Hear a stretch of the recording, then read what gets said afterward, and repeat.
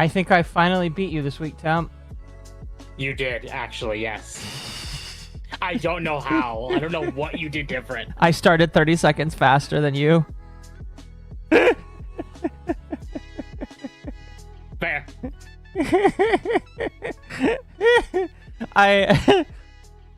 Thank you, user, for the follow. Goodness. Thank you for the follow. All I had to do was start a minute earlier than you. And I knew you wouldn't notice it. I distracted you by talking to you. Oh, excuse me. Yes, you did. Hi, chat. How are we doing? I gotta mute my stream so I don't hear myself. Hi, chat. How are we? How is everyone? Oh my goodness. We got a big day. This is a big Dogwave. It is. It's episode 50. And we'll be laughing at a whole bunch of dumbasses. It's not how I wanted to spend episode 50. No. Talking about people glorifying assassinations is definitely not how I was expecting to do. But don't worry. That will not be the entire stream. We have clowning on a certain red company as well. It took me a moment to figure out what you were talking about here, and I was like, oh, right, he's talking about YouTube. Nintendo. Or yeah, right. Right, we're clowning on them too, sorry. I'm a little tired, chat. Just a tiny bit. Yeah, honestly, when you didn't show up, like, right before the stream, I'll be like, well, if Akko's not here, I am running Dogwave anyway, whether you're here or not. Well, I'm kind of just surprised you thought about doing that without calling me. It's because typically you are around by the time, and also calling you never works. Yeah, it does. You got my phone number. The last time you pulled that, where you slept in and forgot about a stream, Mizu and I were both calling you, and it got nowhere. I feel so called out right now, chat. You have no idea. Like, Mizu did most of Under the Tea by himself that day. He did. Clifford the Big Red Dogwave. Exactly. Clifford had titties. Oh, goodness. Welcome everyone. How was your week? That was my week. My week was okay. You know, shit happened. But for the most part, my week was okay. Good. The blue brine mentioned. Yes, the puddle was mentioned. How about you? Oh, busy. Very busy. Very busy. What'd you? Oh, that's right. It's This was Patch Tuesday week. This was my busiest week of the month. It was your busy week. My busy week. Borderlands 4 came out. How's that going? So I said last Dogwave, I believe it was last Dogwave, where I said that I intend to have Borderlands 4 done by this Dogwave, and so I could talk about it. No, my expectations have been shattered. In a bad way, chat. Because he hates it. It's in a good way. Don't listen to the octopus. He hates it, chat. It's horrible. Typically a Borderlands game with 100%, so like full map completion, full side quests, story completion, I could typically get it done in 2 or 3 days. 2 or 3 full days. I am about, what is my clocked hours right now? 36 hours. And I'm nowhere near the end. And this is with still doing side quests. Are you telling me that they actually made a beefy game this time? They made a beefy game. I'm kind of surprised, honestly. They and I was saying this earlier. I think I said it to Jazz because he posted about it on Discord, not Discord, Twitter. And I basically said, if you ignore Randy, because all Randy is just a mouthpiece. A shitty one. He's a shitty mouthpiece, but he's a mouthpiece. But the game itself, the devs cooked. They definitely took our opinions, our feedback from 3, and applied it to 4. So great. Do you even take a break on that? Yes, I do. I do indeed take breaks. Does it pull BL3 storyisms? No. I can understand why people wouldn't like the story, but the main antagonist is actually like threatening. I'll say it like this, chat. Mizu played it for quite a few hours the other day. So I think Mizu was even like, it's better than previous. Yeah. So here's my genuine opinion. What the fuck is genual? I don't know what genuine is. I think I'm trying to mix like genuine and actual together. Probably. My genuine opinion, is it as good as 2? No. But I do think it sits as number 2. Like Borderlands 2 is like the best game of the series. 4 is like number 2. Like if you were to do like a top 3, it is definitely like number 2 on the list. Where's number 1? You mean the first game? That would be number 3 on the okay. list. So number 3 is like number 4. Yeah. Damn. Well, no. Yeah, no. 3 is 4. Pre-sequel is 5, and then Tina's off in whatever land. Understood. But yeah, no, I really like 4. And this is, I'm going to be saving this for a little for a rant later. My performance has been good. Yeah, but your computer's new. Also, Borderlands 4 requires specs also insane 32 gigabytes of RAM and at least 12 to 16 gigabytes of VRAM. I'm gonna be honest. 32 gigs is like, if you have a gaming computer, 32 gigs is like the minimum is what you should be doing now. Yeah, but a lot of people... No, I know. But that I would say is the minimum. Like if you're buying a computer today, even like RAM isn't cheap, Temp. Come on now. I'm actually going to Amazon now to see how much is a set of AM5. He's going online just to check me, chat. A kit of DDR5, CL36, 6000 megahertz, 32 gigs of RAM is $85. Not if you're 85 is nothing to scoff at. That's still a lot of money. But if you're not caring about like RGB and you just want straight performance, it's actually not that bad. Right. Don't sell me on this game. I don't need to feed my addiction. And I while I'm not playing it at maximum settings, because you really don't need to with Borderlands. I am playing it at the tier below.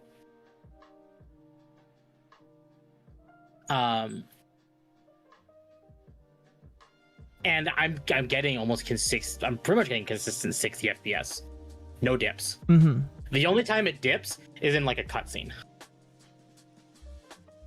But a cutscene is a cutscene.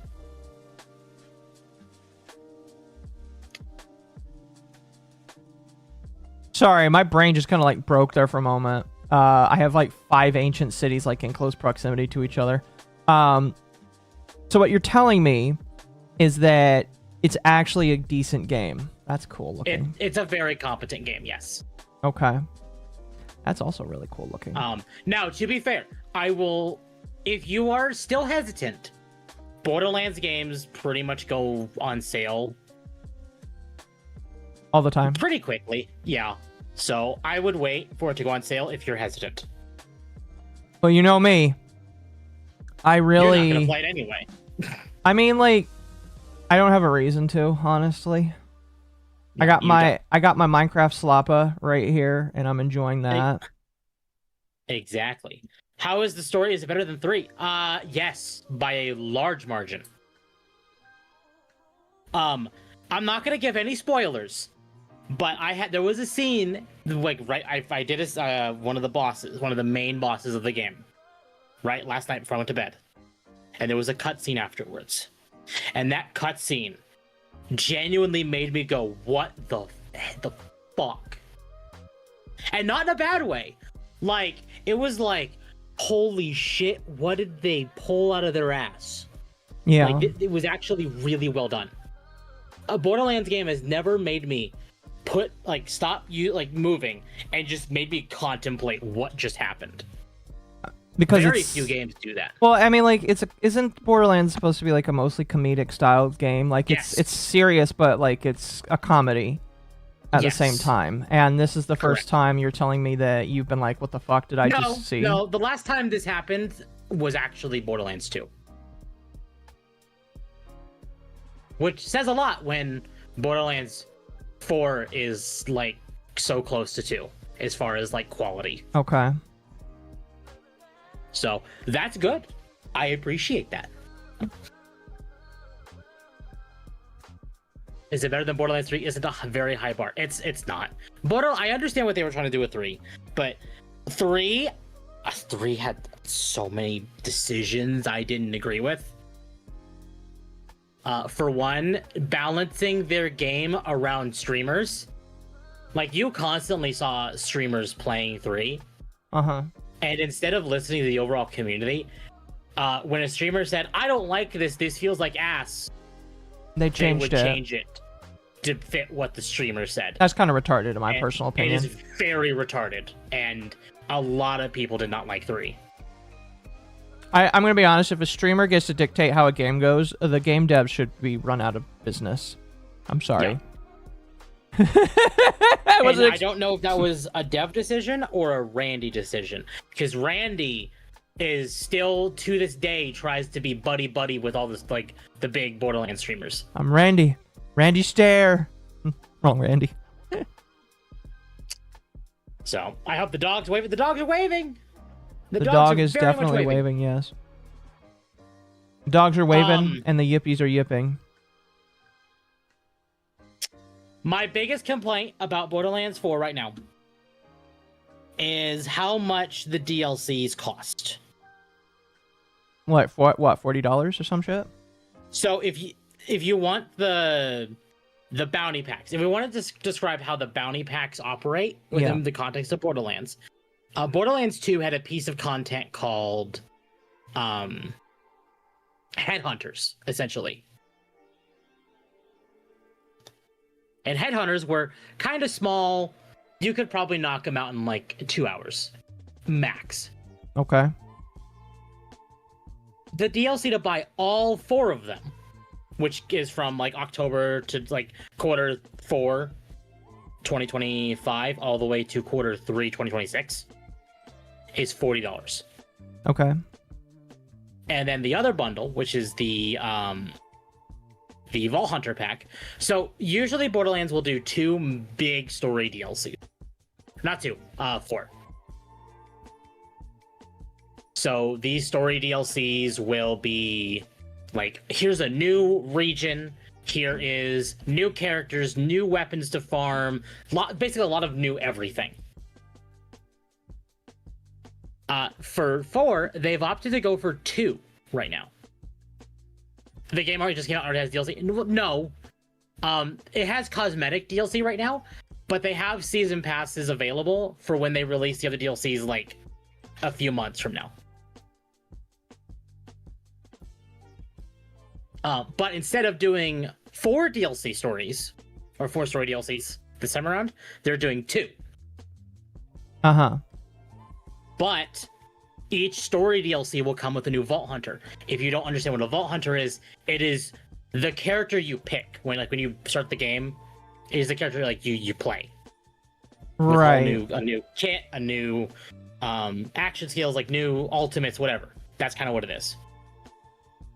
So they're doing 2, but 1 Vault Hunter per DLC is coming as well. And that's included in the DLC. But to buy both of these packs, it is $90. So it's $45 per. It is $50 for the Vault Hunter pack and $40 for the Bounty pack. Why? That I don't know. You're basically buying another game. To be fair, it'll probably be as much content as another game. That is disgusting, in my personal opinion. Again, my opinion is not. As of right now, my opinion of this game is not 100% solidified because I'm not done with it.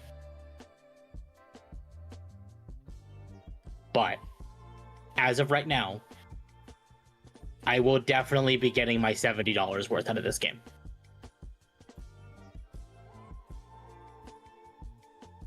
Yeah, it's still not as disgusting as Nintendo right now. I will agree. We'll talk about that in a bit. I don't know. That really is like... No, because it's $90, but you're paying $90 for what could essentially be 2 big story DLCs in an open world game, and then 4 mini story DLCs in an open world game.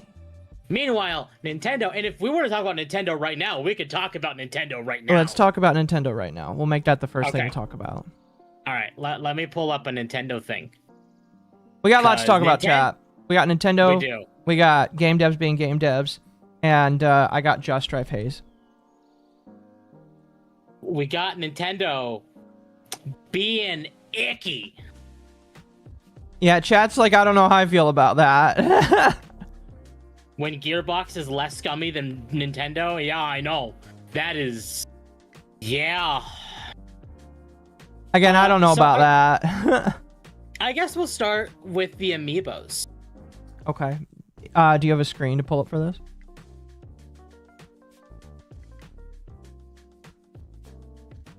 Yes, I do. I'm working on getting it up right now. You went silent there, and I was like, is he dead? Sorry, the phone started ringing. I muted myself, so that way it didn't... like, bother anyone. There we go. That is streaming. So, that dog can talk? Yes. The dog can talk, chat. So, Nintendo, they had their Direct, was it 2 days ago on Friday? Okay. During the Direct, they announced quite a bit of things. But one of them was that they are releasing Mario Galaxy 1 and 2 for the Switch 2. Yes, and a lot of people were kind of like excited about that. But then they realized that they're releasing it for more money than it used to be on the eShop. And a lot of people are like, what the fuck, Nintendo? Yeah. So it's not in the docket because it's just so much. And I'm literally like a little overwhelmed by how much is in the docket. But Galaxy 1 and Galaxy 2 are releasing on the Switch 2 for $70 as a bundle and $40 a piece separately. I will, and it's on both consoles. It's not just the Switch 2, right? Yes, it is on both consoles. Okay. But the reason they are actually justifying the price increase, so you know the Switch 2 is like a console that can supposedly do 4K. Uh-huh. But Nintendo is actively making, like, upcharging their games to say, like, oh, well, we're charging more because the game could do 4K. So the game is going to be in 4K now. That's their actual reasoning for Galaxy 1 and 2 being $40 a pop, is just, it can be in 4K. So it's not guaranteed to be in 4K. It's just, it can be in 4K. Yes. Oh, and they're adding like a couple new pages to Rosalina's storybook. Whee! For the first time in over a decade, they're adding new pages to her storybook. Yeah. You know they're doing that for the movie, right? Oh, I absolutely do. By the way, chat, 100%. there is now confirmation that there is a Mario Galaxy movie, which I was not expecting them to jump to very quickly. I have an opinion about that one. Go ahead. Be honest. Go ahead. I would have treated Mario Galaxy like the third movie in a trilogy. Kind of like how Sonic did Adventure 2. No, 100%. I was like, why is this the second movie that's coming out? Because, like, I was expecting Daisy And maybe more like Luigi stuff in the second movie. Not like to go straight to Galaxy. this. Because Like, again, Galaxy, I would say, is like if you want to look at like Bowser as like a character, and we'll kind of look at Eggman in the Sonic movies in a similar light. He just gets progressively more nuts as the movies go on. yes. So And I would you say expect Galaxy is Bowser like, by the third movie to be like he's just hit his limit. well, Galaxy is kind of just like the thing where he's like, I'm taking the nuclear option and I'm destroying the universe.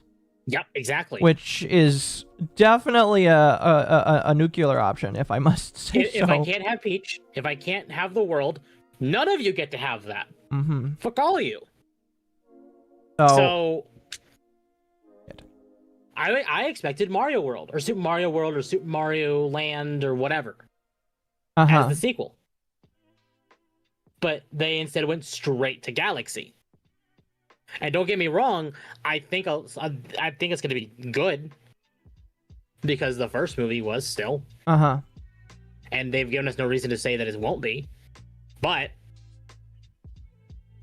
I think that's a bit of a leap. And I'm calling it right now. I know why they're doing this too. Know why they're doing what? Going straight to a Galaxy? Why? Yep. Why? Do you remember the prison scene in the first movie? Yes. It's because where of the Luigi is like hanging in a cage above a whole bunch of lava. Yes. Do you think it's really because of that? I do. Because in that scene, we were also introduced to the suicidal Luma, who is very popular. I hate calling it the suicidal Luma, but you are not incorrect. That's what it was. That's exactly what it was. And I'm calling it right now. Nintendo are leaning into the Lumas being their minions. I hope not. That would be very annoying. They could have done Odyssey. Here's the thing, chat. I like Odyssey, but Odyssey is like... Odyssey, they kind of did that with the first movie. I'll be honest. I'm gonna be real. Yeah, like if they did Odyssey, Odyssey fits better. Because like Galaxy and Odyssey are very similar, in terms of like kind of story. It's just it's not including all the space shit, in my personal opinion. I don't know. I feel like you kind of have to choose one or the other. Yep.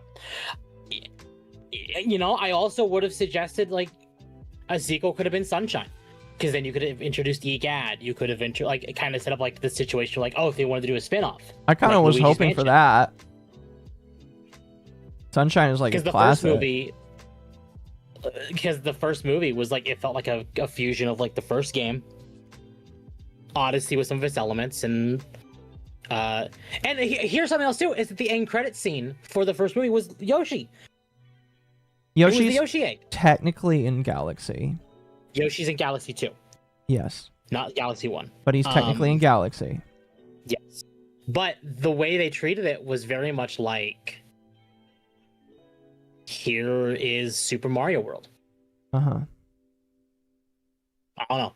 Again, I think it's still going to be good. I'm just like, this is a leap. Like, we probably would have the same reaction if the Sonic movies went straight from like, we're kind of retelling Sonic 1 to straight to Adventure 2. It's like, I'm sorry, how? How do we get from here to here? I mean, yeah, that would really be weird. I agree. It would definitely be very weird. The Great Leap Forward. I just don't see why. I feel like Galaxy is a good idea. It's not right now. It just doesn't feel like it fits right now. Again, like you could have had first movie be Peach, second movie be Daisy, and the third movie be Rosalina. That would have been fine. Now we're just skipping straight to Rosalina right now. Yeah, unless they swap Rosalina with Daisy. But after all the Rosalina amiibo here, no. I hope not. That would piss me off. No. But I guess we'll kind of go back into what they're talking about here. So they're raising the prices of amiibos. Yes, amiibos. I guess like they used to be $15. People are like coming out and telling me, oh, they used to be $15. I will tell you, I've never really owned an amiibo. I think I used to own one, but like I don't know where it is, and I'm going to assume that it got eaten up by the family, and I just don't have it anymore because of that. But I've never really had an amiibo, so I've never really cherished them the same way I've seen some people do it, and I'm just like... I have some, but they're on the shelf. They're like little statues, and that's all they do. Yeah, it's like I've never really seen the appeal of it. Thank you, personally. user, for the follow. Thank you, Saturn, for the follow. Welcome. Welcome. I've never really seen the appeal very much for them. Amiibo, excuse me. I almost said emotes, emoji. I've never really seen the appeal for them.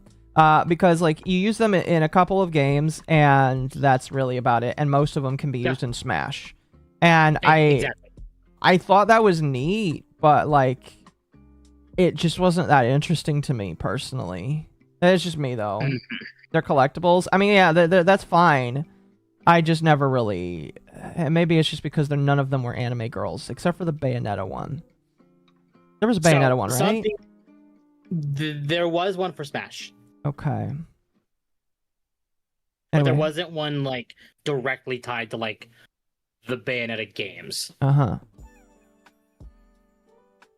So, Nintendo announced some Amiibo during the Direct, and they're $40 a piece. That's disgusting.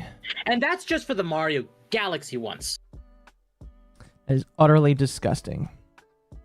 We don't even know what they do, besides just being Amiibo. They sure, exist. They look good, but... And, like, yeah, they're bigger, but... $40? It's $80. It's actually more expensive to buy them and than then... it is to buy the bundle. Oh, you're right, it is. That's if insane. If you want to buy the game separately, it's the same price. The new Metroid's 40? The new Metroid... Oh, the Metroid one is 40. No. That's insane, too. too. No. Yeah, so the Metroid Prime ones are also going to be... actually, no. The Samus one and the Silux one will be $30. Uh-huh. Still expensive, but better. And then the one of Samus on her new motorcycle is $40.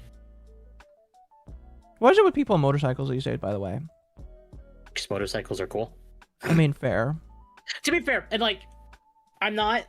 When they announced the motorcycle for Breath of the Wild, it was like, this is cool. I can understand how this would fit. But out of like most Nintendo franchises, besides maybe like Mario, it doesn't really fit. Metroid, though, it actually does kind of fit. Well, Metroid, yeah, sure. It's just, it feels like a lot of Nintendo games have had motorcycles in them recently. Yeah, yeah, I agree. It feels like that. It's the tariffs. Okay. A lot of this is a lot of people are going with the idea that it's tariffs. Yeah. Okay. But you thought these two were egregious. You thought they were no. Then we had this, the Kirby Air Riders amiibos. Oh, I heard these ones were like expressly controversial because like they were like hot swappable or something. So, do you know how much they are? What, $50? They're $50 a piece. That's disgusting. They only will work in Kirby Air Riders. Why would you get them? They are the figures themselves are swappable. So say you wanted Waddle Dee on the Kirby amiibo, or you wanted Kirby on the Waddle Dee amiibo, like they show here. Why? But you can't get the full effect of the game without buying it, and they're not in a bundle. Wait, you can't buy them in a bundle. So you're telling me you have to buy them separately. Core functions of this game can only be unlocked if I own the amiibos? Yes. Like what? So, the game, I don't know, but the game itself is $70. Okay, so you have to spend $70 for a video game, then you have to spend an additional $50. No. If you want the full functionality, you need to spend $100 for the amiibos.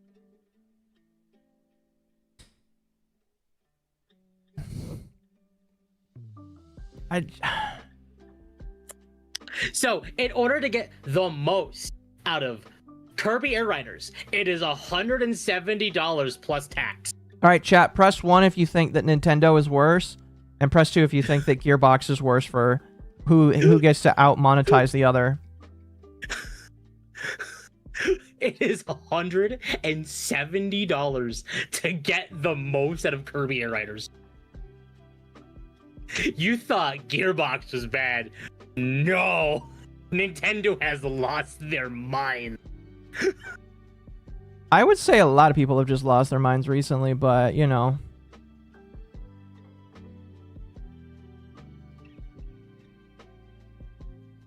Oh, and this is not even the worst of it.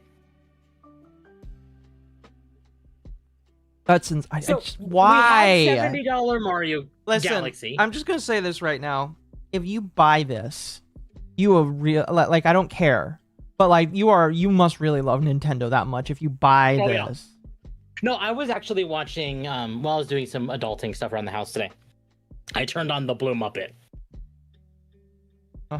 And even he was like, I can't justify this. No.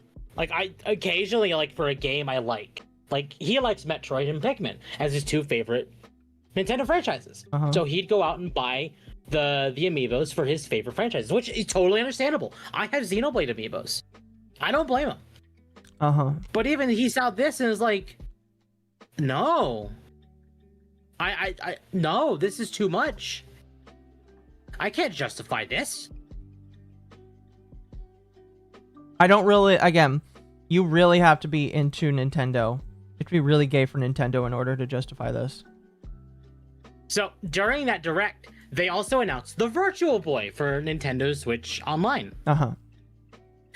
There are two versions of the Virtual Boy. So in order to get the most experience out of your Virtual Boy online subscription, which is already, because you have to have, I believe, Nintendo Switch Online Plus Expansion Pass, which is I think it's $100 a year. It's either 50 or 100. Yeah, honestly, one of the cheaper subscription things I've seen. It is, but if you want to get the most out of the Virtual Boy online, whatever, you have to buy the Virtual Boy controller for $100, which is just crack it open, slam your Switch 2 inside of it, and then wear your Switch 2 on your face. Oh, so it's not even like a custom console. It's just like not something custom to connect. Oh. No, it's a giant glorified plastic box for your Switch. I can see why people would not buy that. But if you're too much of a cheapskate, don't worry. Nintendo planned for that.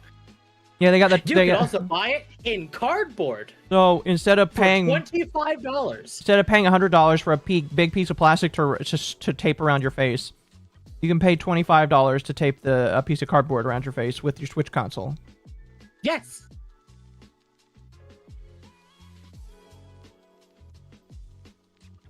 And might I add, it gets worse. Why? How does it get worse? It gets worse. So Nintendo also announced the DLC for Donkey Kong Bonanza. Less than a month. No, less than 2 months after it came out. Okay. For $20 for DLC that was absolutely in development while the other game was in development. Or the main game was in development. And it's just like, why are you introducing a DLC? DLC for Donkey Kong is the same price as Silksong. No, I saw those memes when people were talking about it. It's just like, why would I pay for DLC when, you know, I could just... This would have been fine if they announced this, like, several months down the line. Not less than 2 months later. Right, and it's just like, why would I buy this DLC when I could literally just buy the, literally just buy Silksong? And the worst of it all. What even is the DLC? We don't know. Oh, okay. So, they announced a DLC for Pokemon Legends ZA. Okay. Called Mega Dimension. Wolfsbane sent $5 for more hats. A DLC for a game that isn't even out. I'll give Gearbox some credit here. They did announce DLC, but they didn't announce what it is or what it's going to be. Okay. Just, hey, this is coming. Be careful with giving them credit. But Nintendo flat out said before the game even comes out and said, hey, here's some Pichu and Raichu Mega Evolutions. And that's all this is. And it's like $20? 30. $30 for two. Wait, is it just two evolutions? I'm pretty sure there's a story to it as well. Oh boy, I hope. Still, Oh. $30. So if you bought the game on your Switch 1, it's $60. If you bought a Switch 2 and you wanted to upgrade your copy of the game, it's an extra $10 on top of that. And then if you wanted to buy the DLC for a game that isn't even out yet, it's an extra $30. Nintendo has really just gone full bore on just give us DLCs. Oh my goodness. And they add here, thank you Centralease, plus the NSO subscription if you want the Mega Kalos starters. So Nintendo also announced, so the 3 starters for Legends ZA has Mega Evolutions. You cannot get them unless you give Nintendo money for your Nintendo Switch Online subscription. Are you serious? Yes. So you can't even play ZA properly unless you give them... So, yeah. Meaning, if you want... I'm not going to say a full year of NSO. Because that's the same. But if you added the full year, it is $150 to get the most out of your experience of Legends ZA. Wow. And the only people that are kind of smart enough to know about this are not parents, sadly. No. Both are Raichus. That's even funnier. So.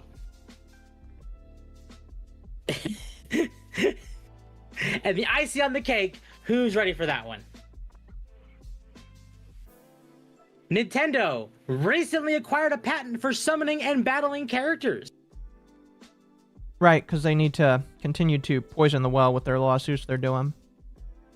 Yeah, so because they did acquire it, this technically means they can go after companies like Blizzard for Rangers, or Atlas and Sega for the existence of Shin Megami Tensei and Persona. I'm hoping that they are that stupid. I really hope. Oh, they've been able to sue Square Enix for a while because they had a patent for mounts, and technically Chocobos fall under that. Uh-huh. Now, here's the thing. They could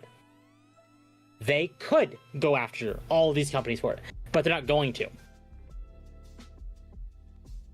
Because these are specifically to go after Palworld. No, of course. Because Palworld is the only thing that threatens Nintendo's standing. And of course, they're not going to go after other companies because if they did, they get clapped. This is specific. Excuse me. This is specifically for one area, but they know if they went after companies like Activision, Blizzard, Microsoft. Let's say Microsoft, Square Enix. They know they would actually be in for a bit of a fight. Uh-huh. But yeah, and as Stefan is saying, they're going after smaller companies, specifically Palworld. This is to knock the indies off the pedestal because indies are a threat to modern gaming. At least what Nintendo thinks is modern gaming. Because Pokemon is the best-selling franchise in the world. Of course. I feel like that's going to get worse as they get greedy, though. No, yeah, it's going to get worse. It has to. I have to imagine that some people have limits. People have limits, absolutely, and it's only going to get worse from here. But there have been some rumors and reports that Nintendo has apparently been getting very sloppy in the courtroom. Okay. How so? Well, I don't know the specifics. Again, it's just rumors. Okay. But they seem to be changing patents on the fly because the judge is seemingly siding with Pocket Pair.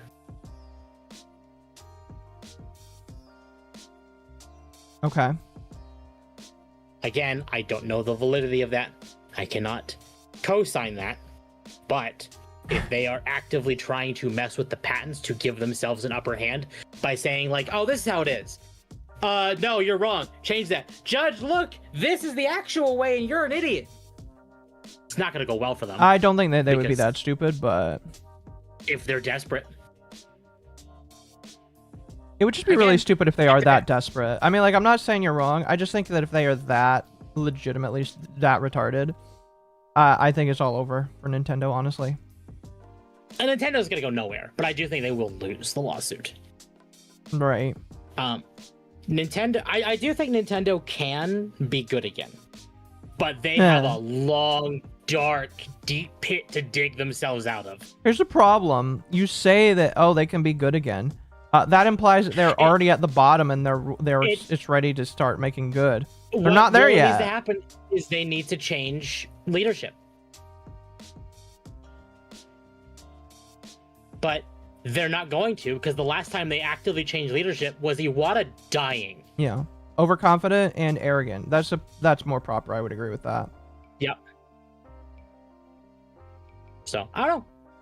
We'll see. But I think Nintendo has definitely shit the bed harder than even companies like EA and Ubisoft. Mm-hmm.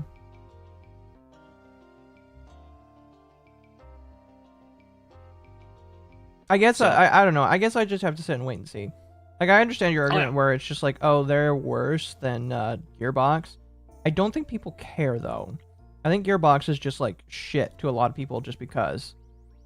So, it's gonna take a while before people are gonna like have the same sentiment. Gosh damn it! That's not what Absolutely. I want. Again, the only thing that's going to change Nintendo is a full shift in leadership. Was Iwata that much of the players? Yes. Iwata, so during the Wii U, when the Wii U was actively suffering and causing Nintendo to take a giant hit, instead of docking the pay for developers and basically making people get less money, Iwata took the hit and actually got less on his yearly bonus Yeah. and his salary. So the developers can keep being paid their normal wages. So they can keep going, and took the hit himself because it is on him From MommaOcco. Yeah. to fix. Internet Zen Master. Thank you for the sent $5, Zen $5 Master. for more hats. Nintendo has So made yeah, I'm gonna Games go with Workshop's Iwata flying and rubber Reggie. monkeys look We're both reasonable very by much comparison.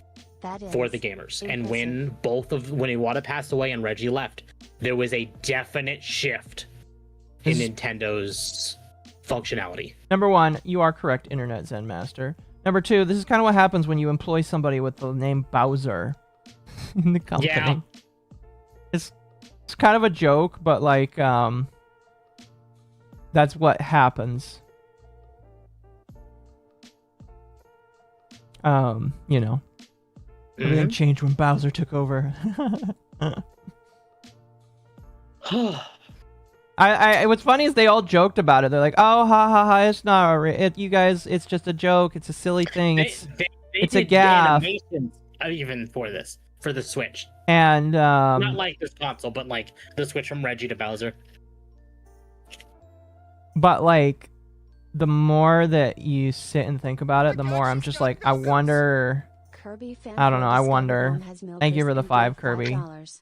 Nintendo is worse but have money to burn. Gearbox made too many mistakes and now they have to make sure they spend less money and make less mistakes.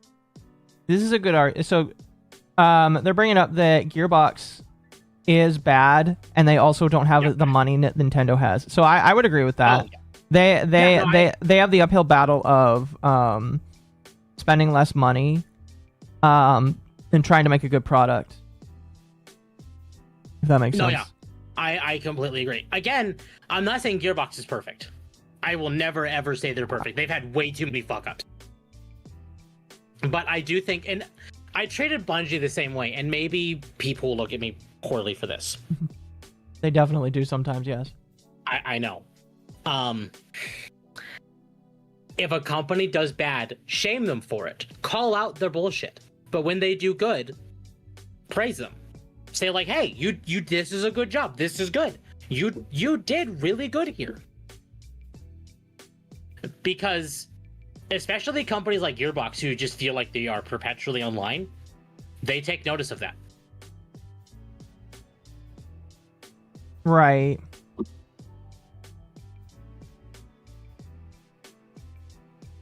I'm just saying. Praise when done well, shame when done bad. And right now, Gearbox is doing... Gearbox is actually doing pretty well right now. Is doing okay. Ow. Considering Gearbox's standards, this is good. Again, I'll have to take your word for it. I trust you. I trust Mizu as well.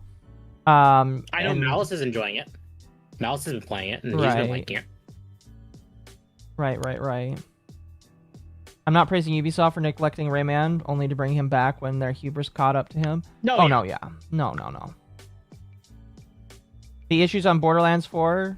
Yeah, there is... Now, Temp, I will chastise you, because there are people saying that that Borderlands only works well if you have a newer or better console or game system.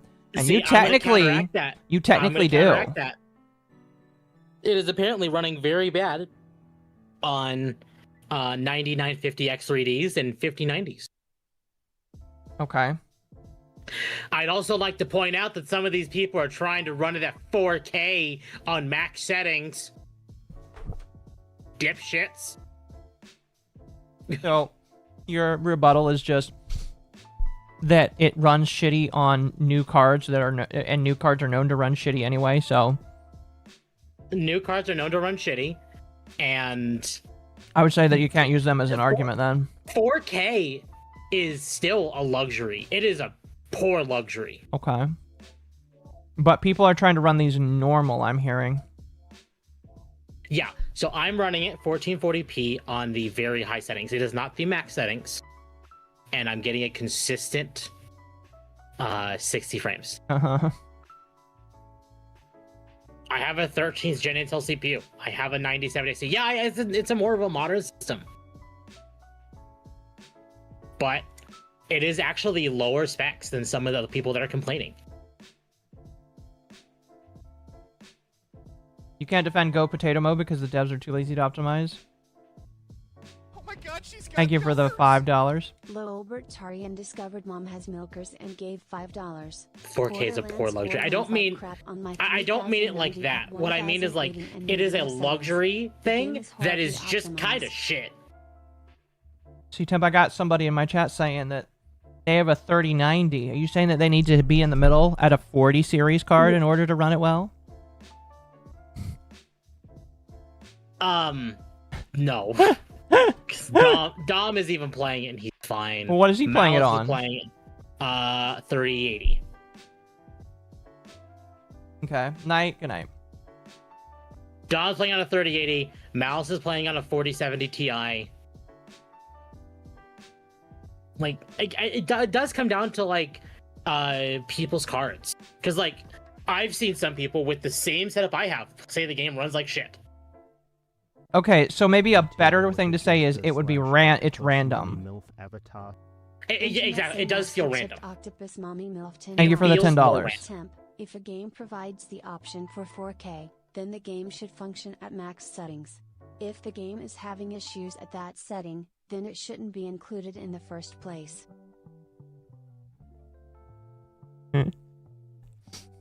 Tim, I think we'll just have to...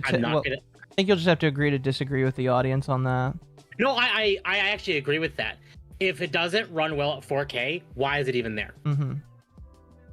It shouldn't be. You know the reason why 4K is in all these games? And why they push it? Because it's a hype. It's a fad. It's a hype. That's exactly it. Yeah, it's like listen, chat, I'm gonna tell you right now, I hate 4K. I've never had 4K on. If you want the best 4K experience, it is a lot of money, but there are OLED displays. The 5090 card problem is the AI. No, I would agree with that. AI and the ROPS. The modern 50 series NVIDIA GPUs had the ROPS issue when they were coming out. Listen, we're just going to have to agree, Temp. The game's poorly optimized, all right? It runs well for some people, doesn't run well for others. And you just got the luck of the draw when it comes to it actually running for you. No, yeah, I did.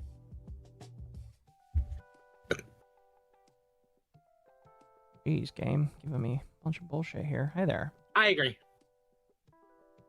Anyway. So we can do the Charlie Kirk stuff now, or we can watch that video you wanted. I would say let's do the Charlie Kirk stuff a little bit later. Okay. Chad, if you want to laugh at the dumb people that glorified Charlie Kirk's death, we'll be doing that just a little bit later. For now, actually, you know, I'm gonna put it on this display. For now, since it's up. That's fine. For now, I want to play this video. Now, chat, yesterday we watched the Spiffing Brit talk about why everybody is the cause for the loss of YouTube views. It really never sat right with me. It didn't sit right with me at all. Thank you for the 5. Oh, hold on. 99 cents to a UP. 4K not worth it. 1440p at 60 is good enough. No, I agree. So my whole thing, my big problem with like the Spiffing Brit is it felt like it was just he was putting too much emphasis on, oh, it's the viewer's fault.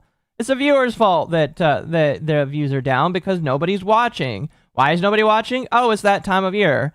And it's just like I listened to that and I was like, okay, I can agree that if it's that time of year. For those that don't know, everybody goes on vacation at this time of year. Everybody goes back to work and back to school. So yeah, that's a decent argument, but I don't feel like that's the entire argument. He also said a whole bunch of stuff I disagree with, like the fact he's like, oh, people don't get shadow banned. I was like, yeah, people do get shadow banned pretty frequently.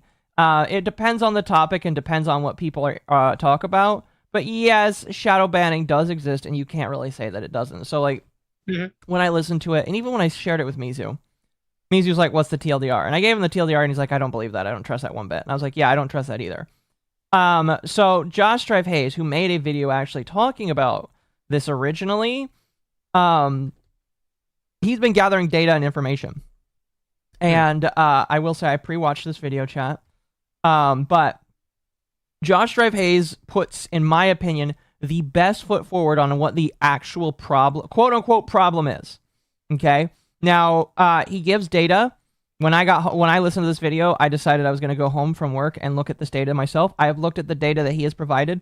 Unfortunately, I don't feel like I'll be a good enough candidate for this, but we're going to listen to it. And before we even watch it, I want to ask you, what do you think the actual before he even mentions it, what do you think the actual problem is? I think it's the new AI system. The new AI system? Okay. Mm-hmm. Okay. Play the video. And make sure you put it at 1.25 too. And it's already 1.25. And let's learn together. All right. Hi, I'm Josh Drive Hayes. I don't like making drama videos. I'd far rather be playing video games, but YouTube is my job, so when it makes changes which I may see and worry about, I like to be told. And when a creator I have a great deal of respect for, the Spiffing Brit, puts out a video basically saying every creator is wrong on this subject, nothing has changed, trust me bro, specifically referencing a video I made about it, when I believe I have enough data to make a reasonable claim that he himself is wrong, I kinda have to. In this video, I'll present the evidence of a pattern of source-view desync relating to YouTube views from computers specifically, why that hasn't affected creator income despite looking quite scary, and then show you why it's not a normal yearly cycle, and what caused it with sources. Before we go any further, I need to make something crystal clear. This video isn't a call-out or an attack against the Spiffing Brit. I've met Spiff in real life. He is an extremely kind person. He's generous with his time, and he's one of the most supportive creators I've been lucky enough to know, especially to smaller or mid-sized channels. He has a wealth of knowledge and understanding about YouTube, so this isn't me throwing shade. I've actually never disagreed with him, which is why, when I do disagree with him now, he deserves nothing less than me bringing my A game with data and research. It is just kind of funny to listen to these people when they're like, please don't throw shade his way. I really do still respect him. The funny thing, they have to say that because it's just like, if you don't, people are just going to needlessly attack other people for no reason, and it's kind of funny. I will admit, and I'm sure he's correct, but I'm also going to say this is the biggest amount of dick sucking I've seen in a while. Oh, he ain't dick sucking. He actually deeply disagrees with the Spiffing Brit. No, I know, but like the way he's like, he is the best person. I never disagree with him, and for that reason, I have to put my best effort towards disagreeing with him because he only deserves the best effort from me. Like, dude, you don't need to go that hard. Well, the reason why he is going that hard is I personally think that if he doesn't, people are going to get the wrong idea that he actually hates the spiffing Brit. And hell, I even said yesterday when I talked about it, I was like, listen, I don't hate the spiffing Brit. I just think he's wrong. And I do think that the spiffing Brit is wrong. I thought he was wrong about his projections. I thought he was wrong about a good chunk of the video. I thought he was wrong about shadow banning. I still like the guy. I still think that the spiffing Brit is a good content creator. I just think he was completely wrong about the entire premise of the video. So, anyway, you may continue. Someone asked me while I was researching this video, what's the point of making this video? In a few months, none of this will matter anyway, and that is a good question. I think unexpected changes to YouTube data, especially for smaller creators who are trying to go full-time, or mid-sized creators who need to be able to count on reliable patterns to budget, can be a really scary thing. And 1 or 2 bad months can be the end of smaller to mid-sized channels if they need to take on other paying jobs, which makes their video output go down. Massive established channels can weather a few bad months, maybe even a few bad years. I'm one of them now. But I'm aware that's a massive weird flex, not gonna lie. And telling people in a more vulnerable position that everything's fine just isn't always that helpful. To me, understanding an event helps me worry less about it. So this video is mostly for the small to mid-sized channels to help you understand the data that you're seeing. In several creators' videos on this subject, YouTube showing low view counts on videos, we've already discussed the bogeyman restricted mode and its connection to AI. Now, after more research, I don't believe restricted mode is being turned on by AI. But here is why I originally thought that. YouTube put out the blog on restricted mode, a feature from 2010, relatively recently, and in one of its latest Creator Insider videos in relation to their new AI age estimation model, said this. If our age estimation model determines that a user is under 18, YouTube will automatically apply its standard protections for teen users on the account. To be clear, all of these protections are already applied to users who tell us they're under 18 when making their account. Teen users will have digital well-being tools like bedtime reminders turned on by default. Recommendations will be adjusted. This woman blinks way too much. I'm sorry. Isolation could become problematic for some younger viewers when viewed. I mean, okay. And benefit of the doubt, she could have an issue where making tiers is hard. Yeah, but she still just blinks a little too much for me. I'm not trying to be mean, blinking too much can also help try and. It's gonna sound really good, making her eyes wet. You know what I mean. Never change Bitball. That's just a streamer theory. Yes, chat. Anyway, you may continue. Teen users won't be served personalized ads, and several other changes. Based on our age estimation model, we'll apply some additional protections for creators, including setting uploads as private by default and restricting the ability to earn from gifts on vertical live streams. As a result of this update, some creators should expect a shift in their audience categorized as teens. We estimate this will have limited impact for most creators. Moisturize. Thank you, Richard. Yes. Moisturize is the word I'm looking for. My thoughts on Halo 2. We played Halo 2. Halo 2 is decent in my personal opinion. It's on the. I think it's still up on our channels. It might not be on YouTube. But I know it's on my YouTube. I thought it was alright.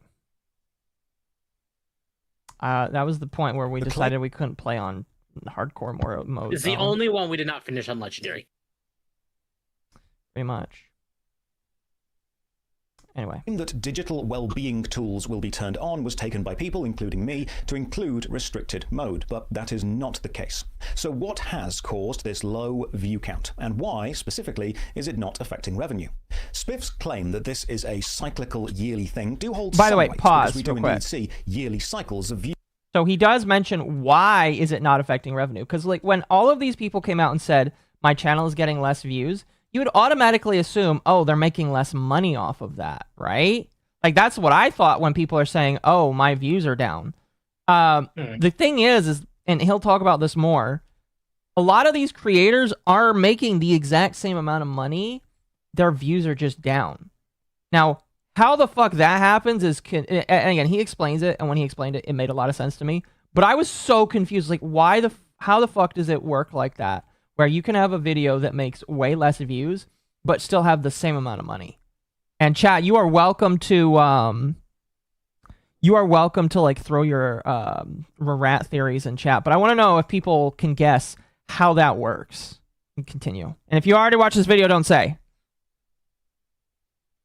views rising and falling based on social events like global holidays, people returning to work and school, even mass sports events or concerts can affect viewing geography for a day or two.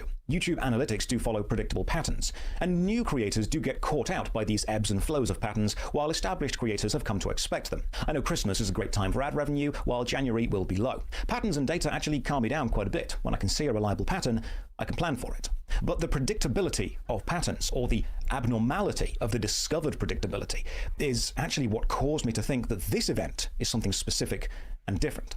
For anyone who hasn't seen my previous video, several content creators, including Second Wind, Linus Tech Tips, and myself, along with Bellular, have all seen dips in view count over the last month or two, and Spiff's video claims that this is just a few creators worrying about something which is cyclical, predictable, and standard.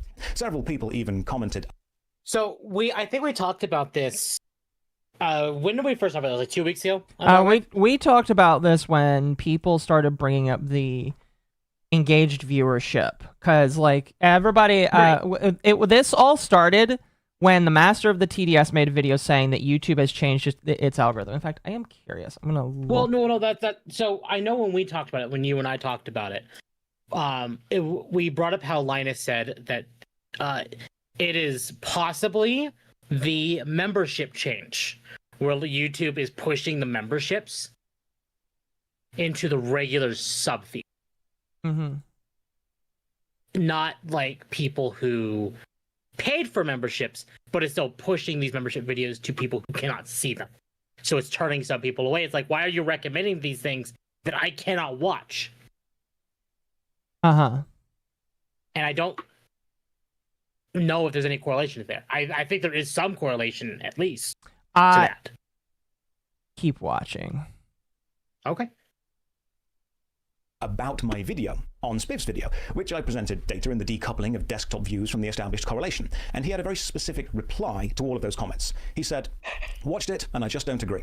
I have spoken to him about this, but YouTube's internal message is, no, we didn't change it, and the data he has varies massively from channel to channel. For every one channel saying it is that way, there is another one By the way, showing pause no again. change at all." He brings up something that was mentioned in his previous video that we're not going to watch because he basically reiterates it here. He talks about the decoupling of desktop views. All right. Now here, I'm actually gonna bring this up on my end, and then I will stream it to you. And I feel like mine works better because I actually have a channel with meat on it, and yours is still newer or small. So this is my channel, and this is my channel's views, and this is where these are where all my views come from. I actually didn't really pay attention to this until today, and it kind of surprised me when I kind of learned about where my views come from. So now I was kind of surprised to learn this. Most of my views come from mobile, people on their phones. Yeah. Secondary is computer, third and fourth is TV and tablet. So this is a line graph for the last year, basically. Now, if I change it to a custom, date, which let's say we're gonna start July 1st till September 1st and apply it. Mine is probably not the best here because it's going to be a little bit different. But what he essentially says is starting around August 10th, which is when a lot of people started to notice this. Actually, you can kind of see it. You can definitely kind of see it here. If I point it out here. So August 10th is when a lot of people started reporting that their stuff was going down.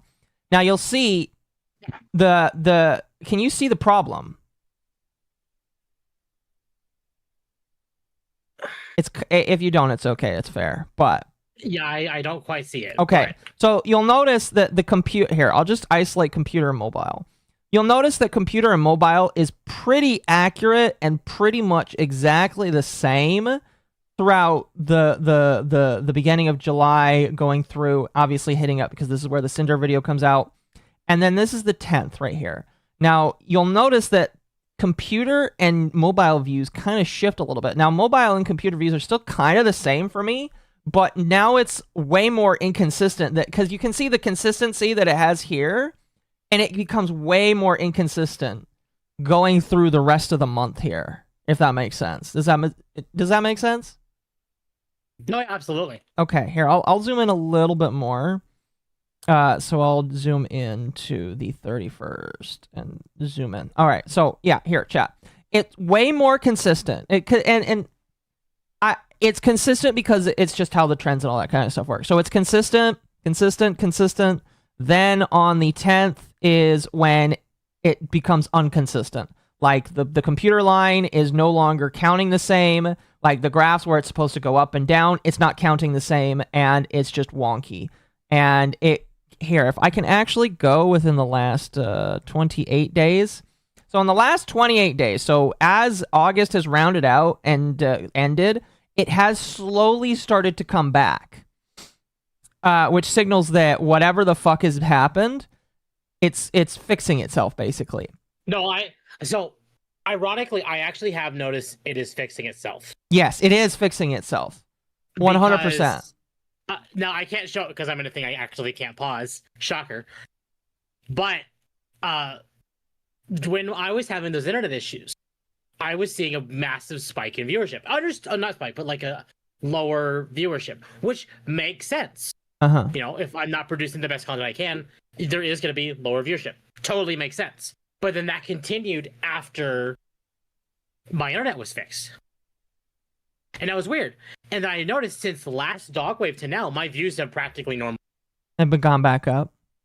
Yeah. Now, again, your channel might be too small for it to give you an accurate number.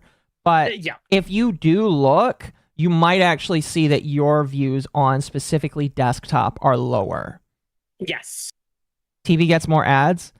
Here, chat. We're going to continue. TV but does here's my question for you. Why do you think computer-based views were affected more than mobile ads, TV, and tablets? I want to... Ironically, there could be this, and this is probably the wrong theory to make. Okay. It could be the massive spike in ad blockers. Okay.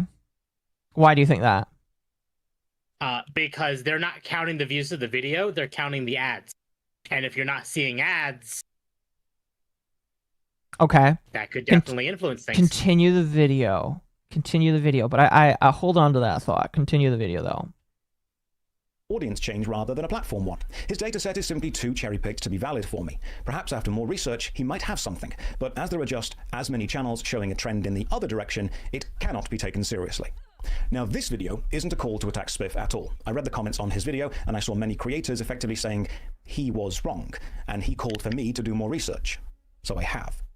For anyone not up to date, here's the important information from the last video I made. Creators who focus on long-form content have seen a drop in views from August 10th I will show his stats. When we go I will show here because it is a lot easier to show on channels that are bigger and more successful than mine. So this is ones that these are videos that he has made. And you go ahead and continue. to analytics, we can see something strange. The lost views seem to be coming from a single source, specifically views made from computers, desktops or laptops. We aren't seeing any drops in views from mobile, TV, or tablet. Now, historically, these view sources have all correlated pretty strongly. In my original video, I showed data on my own channel going back 2 years, showing the dips and troughs of views are indeed cyclical, but the correlation of sources to each other within a percentage range is stable. From August 10th, it destabilizes, desyncs, and becomes unstable. In my original video, I presented graphs from 3 other channels: Healthy Gamer GG, a channel which focuses on social and mental health; Adi Harajuku, a channel which focuses on Japanese lifestyle and nerd culture; and Worst Pre-Made Ever, a channel which focuses on long-form group gameplay. Because even though 3 is a tiny sample size compared to YouTube, I wanted variety in the channel's demographics to see if I could find even smart of a pattern. And all those channels were able to show a strong correlation of view sources up until August 10th, where those sources, specifically from desktop, dropped out of correlation after August 10th. I made a video on this, and I asked for creators who were also experiencing computer view desync to reach out, because I really thought there is a pattern here, but I need more data. And trust me, bro, isn't a valid stance to discuss anything from. Now, I need to address the issue with self-reported data. If you ask for people affected by X, then you are, of course, going to get people affected by X disproportionately reply to you. What you aren't going to get is people not affected by X. They will simply look, not respond, and walk on, meaning that asking for anyone affected by X is a sort of self-fulfilling prophecy. You're going to find what you're looking for. But my aim wasn't to find a load of people with just lower view counts than usual, because if my parameters were that broad, then yes, predictable cyclical events would come into play. I needed to try and mitigate the impact of predictable cycles as best I could on this data. My aim was to find people who very specifically fitted 3 categories.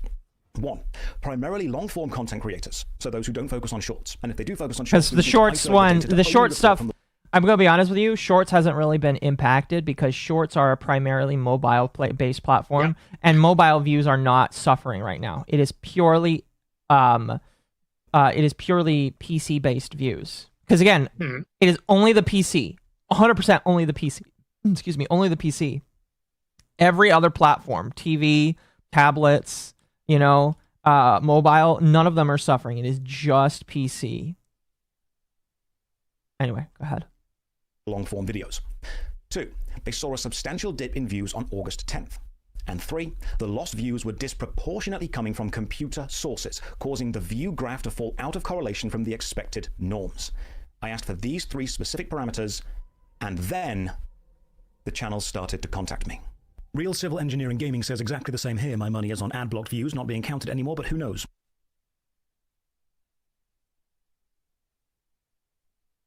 Yep. Yep. Well, no, it's sorry. Yes, it's.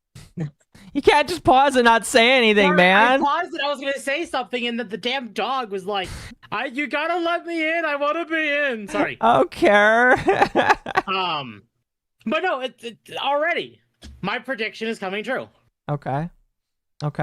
Well, that's just one person saying it, so continue. Right, it's just one person, but already it adds up.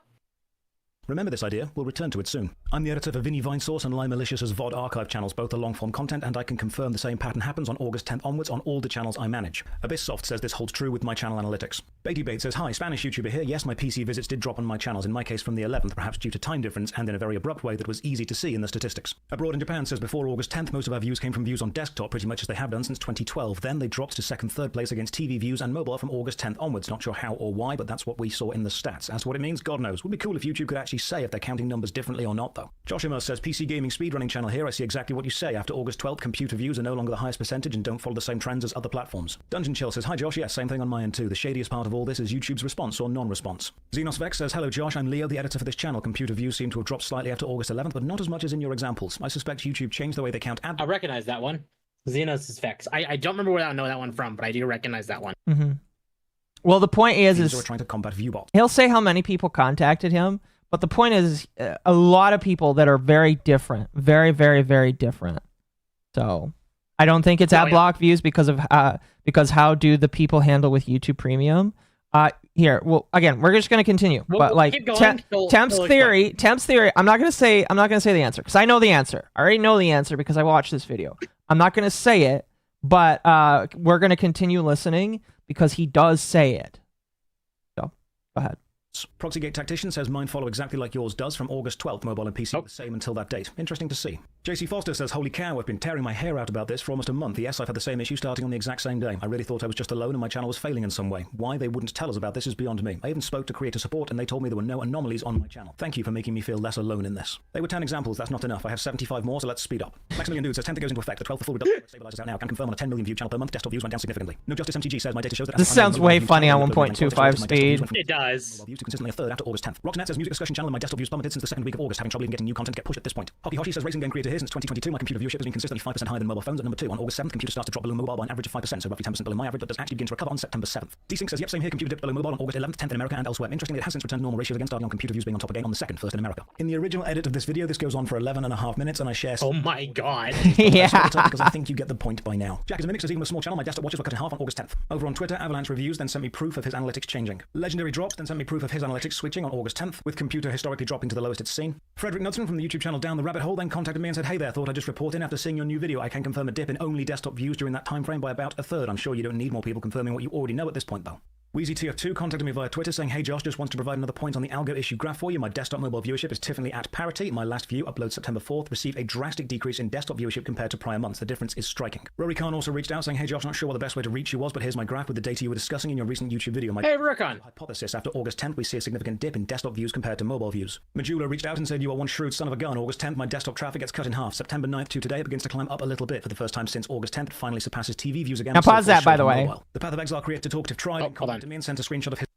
They say now it's climbing back up because I have noted, like I said, in my analytics I looked at, I noticed it is climbing back up again. Now that it's deep into September, it is climbing back up again. It's almost like normalizing. And and maybe it'll take a bit, but like I'm wondering if by the end of September if it'll go basically back to normal. But like it again, That's what I think will happen. That's it's really like pleasing to know and see these kind of like stats, and then hear people say, yes, this is it's been happening the exact same way, because it adds a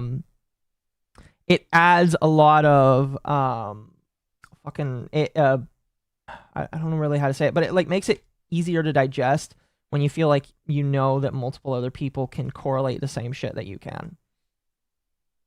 No, yeah, absolutely. Graph simply followed by the words, "No way, man." The Path of Exile creator Chris Wilson then reached out and said, by the way, my channel's views follow exactly what you describe in your most recent video, suppression of desktop views from August 10th. I doubt this is a surprise, but I figured I'd mention. That is 82 channels. If you then include myself, Adi Harajuku, Healthy Gamer GG, and worst pre-made ever from my original video, we end up at 86, which is again a small number compared to all of YouTube, but definitely a pattern worth looking into, not just discounting as something that always happens, because it isn't. It's also important we notice that the channels noticing the desktop view reduction are channels which would appeal to a slightly older audience: tabletop wargaming, retro gaming, alternative fashion, mental health, video game challenges, PC building, or outdoor exploration, things which people are likely to leave playing on a PC in the background or via a playlist. This will matter. I asked a lot of questions to everyone who could give me time and tried to find a link between them, but then a stranger aspect appeared. All of these channels, despite seeing low computer views from August 10th onwards, had not seen a drop in revenue. And I think that was the key. That's an important part, by the way. Pause this. Unmonetized views. Oh, actually, no, continue it. Go back 5 seconds and then continue it. Oh, go back 5 seconds. Yeah, go back 5 seconds and then continue. Low computer views from August 10th onwards had not seen a drop in revenue. And I think that was the key, because that means it's likely to do with unmonetized views or ad block. When someone... Yep. Continue. Occo knows why I paused it and stopped talking. watches a YouTube video, they may be served an advert before, which is a pre-roll, or an ad in the middle, which is a mid-roll. And these views, if the creator has monetized the video, are monetized views. They will generate some ad revenue for the creator. However, when YouTube is watched through an ad blocker, these adverts don't play. The ad revenue isn't generated, which is bad for YouTube. On screen now is an article showing a previous clash between YouTube and ad blockers written in January 16th, 2024, referencing the November slowdown of 2023, where a change to ad blocker, not YouTube, was the culprit for the slowdown. So YouTube and ad blockers have been in an arms race for a while now, with YouTube wanting to ban ad blockers, even recently making the 3 strike system. You may have experienced it yourself, and people using ad blockers. So I'm going to add into this because I do work in the tech field. Go ahead. We've been having to move a lot of people over from Chrome to Brave because you literally can no longer install an ad block on Brave. Not Brave, Chrome. Notice it's a Google browser. You still can on Brave, but you can no longer do it on Chrome. Mm-hmm. That lined up almost exactly the same time that this started. Is there a correlation? Keep playing, because he'll explain what he thinks the actual problem is, and the answer is not quite one that I expected, but it kind of makes sense when you think about it. Okay. Blockers not being able to use YouTube as frequently, and then ad blockers themselves trying to update with anti-ad block tech, so you can still use YouTube while blocking ads. It's a digital arms race. Now, because the reduction in views was from desktop, and yet we haven't seen a reduction in ad revenue, I think we can then make 2 points. The lost views were not monetized views, because if they were, we would have seen a reduction in revenue, which we didn't. And computers, both desktop and laptop, are more likely to have third-party ad blockers installed than mobiles, TVs, or tablets. But there's a third aspect to this. YouTube have claimed they have not changed how long-form views are recorded, and I think they are telling the truth. They haven't changed how they show the data they receive, which leads me to 2 possible conclusions. Either a huge amount of computer viewers all decided on August 10th to collectively stop watching a huge amount of channels all at once, which I think is remarkably unlikely. Or 2, the data of the views wasn't being sent to YouTube because it either didn't happen or did happen and wasn't being sent. Sounds a bit tinfoil hat, but it actually corroborates some more data I then found. On the 11th of August, the website Tom's Guide published the article titled, "YouTube just quietly blocked Adblock Plus. The internet hasn't noticed yet, but I've found a workaround." In the article, Jason, the author, mentions how the website Down Detector registered a massive spike in users searching for "Is YouTube down?" on August 11th, and a linked Reddit thread, also from August 11th, posts a screenshot of the YouTube page not loading for them. The poster adds, "YouTube only fully loaded in when Adblock Plus was disabled in extension settings." There are many posts on the Reddit post corroborating the ad block issue. And if you go to the Status is Down Twitter from August 11th, you can see YouTube was seemingly down for a large number of people. This links to the Twitter user Vlad Savage, who included two screenshots, one showing a YouTube client-side error, the other showing the spike of reports of YouTube outages for August 11th. Now combine this with the assumption that most of the creators who replied to me asking for data are longer-form creators generally serving a slightly older audience, and their channels will be watched by a sizable chunk of their audience on desktop or laptop, with the notion that a decent enough chunk of their audience are going to be tech savvy enough to use an ad blocker, and we see a very simple through line about why the views for August 10th specifically were down, and not through cycles. I believe the data I have presented and the slew of channels affected highly likely points to August 10th or 11th, depending on your time zone, being days that the website YouTube and views from desktop or laptop PCs using ad blockers began to interact in an abnormal way, potentially caused by a change to either side, likely the ad block side, and this change caused YouTube to become unusable for viewers using adblock. This prevented videos gaining the expected computer views, but lost views were not monetized anyway, which is why the creators who saw lower view counts from PC did not see a reduction in revenue. I believe what we actually found was a small bit of digital data fallout from the software arms race between YouTube and adblockers. The YouTube versus adblocker arms race continued, and now we are evening back out to where adblocker or variations of it can once again access YouTube. The spiffing Brit claims he spoke to people at YouTube and they confirmed they have not changed how they record views. And I believe him. And I actually believe YouTube are telling the truth as well. They haven't changed how they record views. If they had the view, it would have been recorded. But a change in the interaction with adblocker prevented the view, or didn't say. So what he's saying there is if they got the view, it would be recorded. So what that's saying is because YouTube has been fighting so hard with ad blockers, and because these ad blockers are breaking, the ad blocker that normally tells YouTube that somebody's viewing the video isn't telling YouTube that there's a view. So it's not a real view. Or well, it is a view, but you're not seeing it because YouTube's not seeing it because the ad blocker's not able to report it as a view because of how they've been clashing. Treating the ad, like if you see an ad, as a view. Kind of. I don't feel like they treat ad views as a view, in my personal opinion. Well, no, but the same journalistic idea. It's the same thing as like, you know, you don't typically get a view in a stream unless you comment. Your view does not count it. Yeah, but I don't think that they do that either. I don't think they do that. I don't think they do that either. But the same idea applies of saying the view isn't being counted because YouTube isn't detecting the ad playing. So technically, that would mean it is counting the ad, you viewing a singular ad as a view. No. I just think because the data from the ad blocker isn't being sent to YouTube, YouTube doesn't recognize that there's a view going on there. Because I know that there's specific data that goes on that counts a view in the analytics. Like YouTube has to recognize that it actually is there for it to count. So my assumption is YouTube just doesn't see that there is a view there because it's just not being sent by the system because the system and it is like clashing and breaking right now. Right. If that makes sense. Absolutely. No, absolutely. So welcome, Shadow. Yeah, and I am a ranger. Yes. If that makes sense. And the data of the view. No, that does. Now, I don't mind being wrong. I even took down the first video about restricted mode because it was shown to be demonstrably wrong. But patterns are reliable. And spotting this pattern was a collaborative effort. I've had several people reach out to me, honestly quite rudely, about this whole process, about how I'm tilting at windmills and the pattern doesn't show anything. It's just a yearly cycle. But sometimes data does point to a series of events which can be shown to have a logical connection. Like I said at the start, I don't make videos to call people out or cause panic. I like Spiff, I've met him in real life, he's a lovely guy. But we fear what we don't understand, and understanding can be key, at least for me. Data, patterns, cause and effect is calming. And getting ahead of these events can quell creator unrest, preventing us all turning like an angry mob on restricted mode. So if you are a smaller to mid-sized creator and this has been worrying you, yeah, it's partly the yearly cycle, but it's also partly an event you couldn't have controlled anyway. But you're not wrong for noticing it. So this is where we are up to with this low view count phenomenon. If anything else happens, and my god, I hope it doesn't, I'll let you know probably via Twitter, because I don't like making these videos. So the TLDR is this is YouTube's yearly, we've played fuck with the code, hope no one notices. I don't even think I mean, like, they even told people. No. I think they told people, hey, we don't want, like, ad blockers, so we're going to mess with the algorithm to make ad blockers harder to use. They even told us we're not a fan of ad blockers.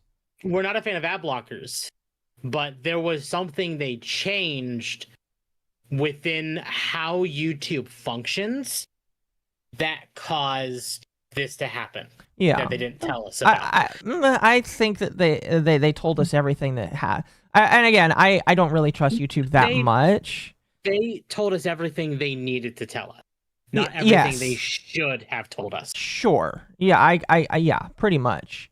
But like the overall answer is them messing with the ad blocker is making it harder for the ad blocker to send data to YouTube, and that is causing people to not get proper views. Yes, it is a definite, and the thing that's important to remember is, yes, it is scary when a YouTuber doesn't, like, get the views, but they're not losing money. The fact that it's just like, yes, you're not getting the views, but you're still making the same amount of money tells me that at the very least, like, people are being affected, but it's not like it's only super dangerous if that leads to them not being recommended more in the algorithm. Like, if the algorithm doesn't choose you because you're not as big on the algorithm space. That's kind of what I'm trying to say here, if that makes sense. Correct. No, absolutely. And Shadow is right. Ad blockers are a must with YouTube, considering the ads YouTube allows. The ads YouTube allows, especially on mobile. Now, this is something I've noticed, because I'll play videos on mobile when I'm doing stuff, away from the computer. It's constantly, almost 90% of the time, either TikTok ads or it's that stupid running mobile game thing. Right. And that's like, that's it. And it's like, these happen so frequently that it's like, why? If it wasn't even like, here's an ad every 20 minutes. Hell, I'll say even every 10 minutes. That'd be fine. Frustrating, but fine. But YouTube liked playing 2 or 3 ads every 2 to 3 minutes. Actually, that's way more dependent on the content creator now. Content creators can choose whether or not to add ads. So I had a YouTube video that I was watching. It was from Only Waifu, because I was recommended one of their videos again because I did the Night Rain stream on Wednesday. And I figured, okay, I'm gonna turn it on when I go to bed. Like, I'm gonna put it on TV. I'm gonna just watch it. And I started the video halfway through it. YouTube cut off the video 3 times to play about 8 ads. I'm not saying that's right. I'm just saying that could be YouTube doing that, because I can choose on my back end whether or not my ads are more or less aggressive. Like, if I change, right now mine is on a very conservative, so I'm making way less money on YouTube streams because I chose less ads. But if I chose balanced or aggressive, more people would get ads, but I would also make more ad revenue for it. By the way, chat, like the stream, because I have you guys on conservative ad bases there. I guess the video's done, so technically we've been moving on. So chat. Yes, but by the same token, the thing to understand with this, sorry, I'm almost done here, but the thing to understand with this, when Aqua's done. The thing to understand with this, chat, is yes, something is going on, but it sounds like it's already being equalized. Like, I showed my YouTube stats. It's already kind of like evening out for the most part, and it seems to be going back to normal. Which tells me that the ad blocker that was like having conflicts with YouTube probably got fixed, or something got fixed, or there was some way for the views to go back to normal. But the thing to know is everything seems to be slowly shifting back to normal. It could still change. It could still be that the views are down because YouTube fucks it up again. But oh, did my internet die? Oh, it did. I do believe Akko's internet just shot the bed. It did. Oh, hi. Welcome back. My ping was up at 5,000. Yeah. Oh, your Twitch stream just died. I know. Is your YouTube stream okay? Or did you start it again?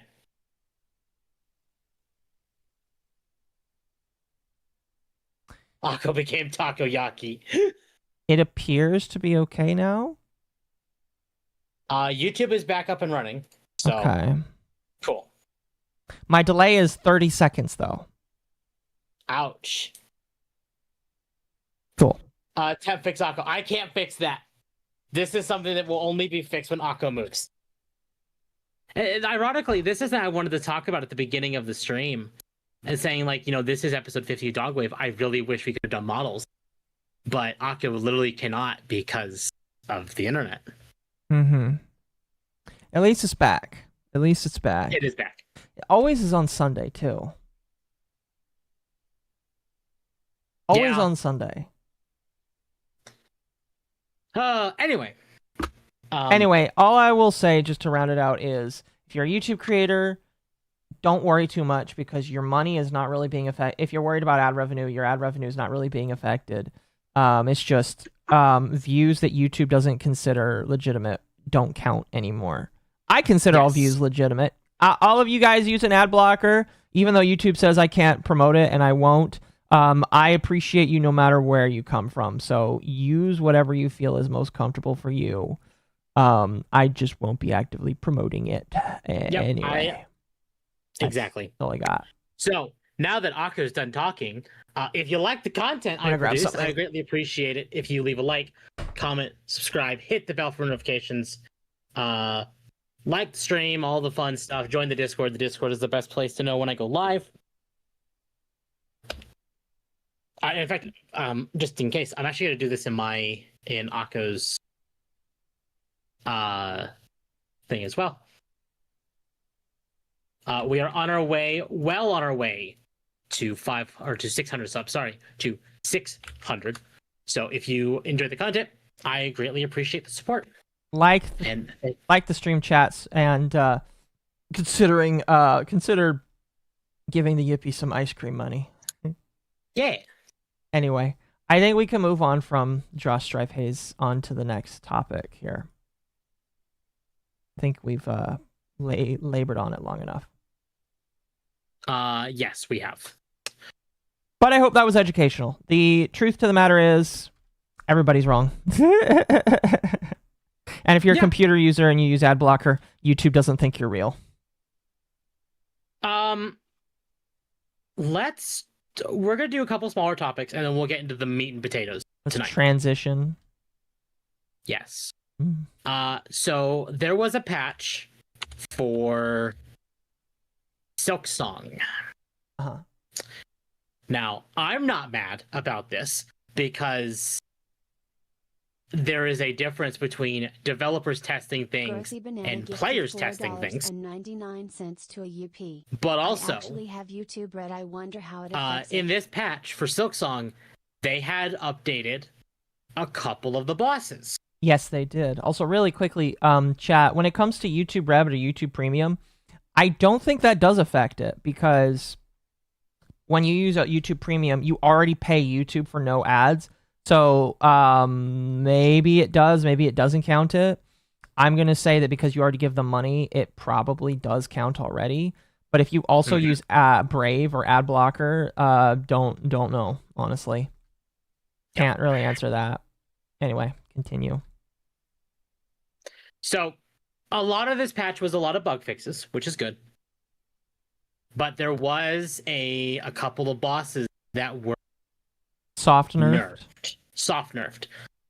But people weirded out by that because it's like, oh god, why would you nerf the game? We begged you not to do that. You're listening to the newbies. I'd like to point out that FromSoft did this with Shadow of the Erdtree as well, because the final boss of Shadow of the Erdtree was a giant smoldering pain in the ass. Didn't you defeat him before they nerfed him? I did, yes, but I had to cheese it. Wow, congratulations. But it's not out of the realm of possibilities for these things to be nerfed when developers find it. And I'm specifically noting when developers find it, because the bosses they nerfed in this patch were none of the ones people were complaining about. So slight difficulty reduction in early game bosses, Wing and Sister Splinter. Neither of those bosses were bosses people complained about. So why did they nerf it? I genuinely think the devs may have found themselves having problems. And if the people who made the game, are having problems with it, then it's they're allowed to nerf it, basically. Exactly.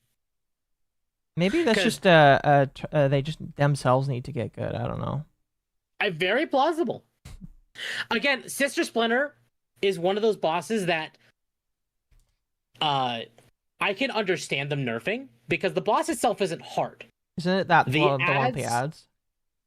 She is one of the ones that spawns ads, and her ads are remember when the night that you and Mizu were banging out Silksong? Yeah. Remember when Mizu was bitching about the ads for a boss? Yep. That was Sister Splinter. Okay.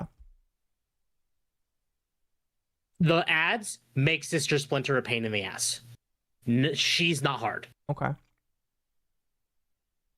So, if a slight reduction in the difficulty is she deals 1 heart of damage instead of 2, but you still have to contend with the ads who can still hit you for 2. That was part of the problem. So if she hit you when you're trying to dodge the ads, but you still get hit, that's 4 ticks of damage. Right. That is almost insane. So there is a bit of a balancing act where if it's too much of a pain in the ass to where you can't do it. I hated the Beast Fly more. Thank you, Smeagol. Smeagol brings up the boss that everyone hates in Silksong, and it's the normal ass bitch fly boss in the Chapel of the Beast. I don't know what this is. Oh, the Chapel of the Beast. Which one? The boss that kind of moves with you, that moves up and down and flies. Oh, and that one. Yeah. Again, the mechanics for the boss are not bad, but the boss also predicts your movements. Yeah, no, that guy is. The problem with that guy is not him. The fact that they spawn ads with him as well. But that's the same problem with Sister Splinter. Like they decide to spawn ads that suck ass too. Like if they didn't spawn all of the ads that were spawned did little damage and it was and like you didn't spawn the shit ones, I would be okay with that. But they spawn those flies that literally like do dumbass slash attacks, and it makes it horrible. Yes. So I'm not mad at them for nerfing these bosses. Morwing was one that definitely could be a problem, because Morwing, you can encounter later on. You made it to Greymore when you last played. Yeah, I'll need to play against him. Morwing is an optional boss in Greymore that you can skip if you do a side quest. But that boss also spawns in a really open arena with no walls that you can latch onto, so you're kind of just running for your life. But Morwing is also a pain in the ass because there's no way to kind of deal with him. So making it easier for him, or making it harder for him to like nuke you, is okay. Because if it's harder to deal with him because of how the arena is situated, it makes sense. I think I missed Morwing with side quest. So if you do do you have the flea side quest? Yes. Okay, if you finish that, that will skip Morwing. Wait, you have to find all the flea dogs? So the caravan moves as you progress the game. If you find all the fleas in that specific quest, the caravan will move to where Morwing's arena is. But because that's where the caravan is, Morwing can no longer spawn there. I see.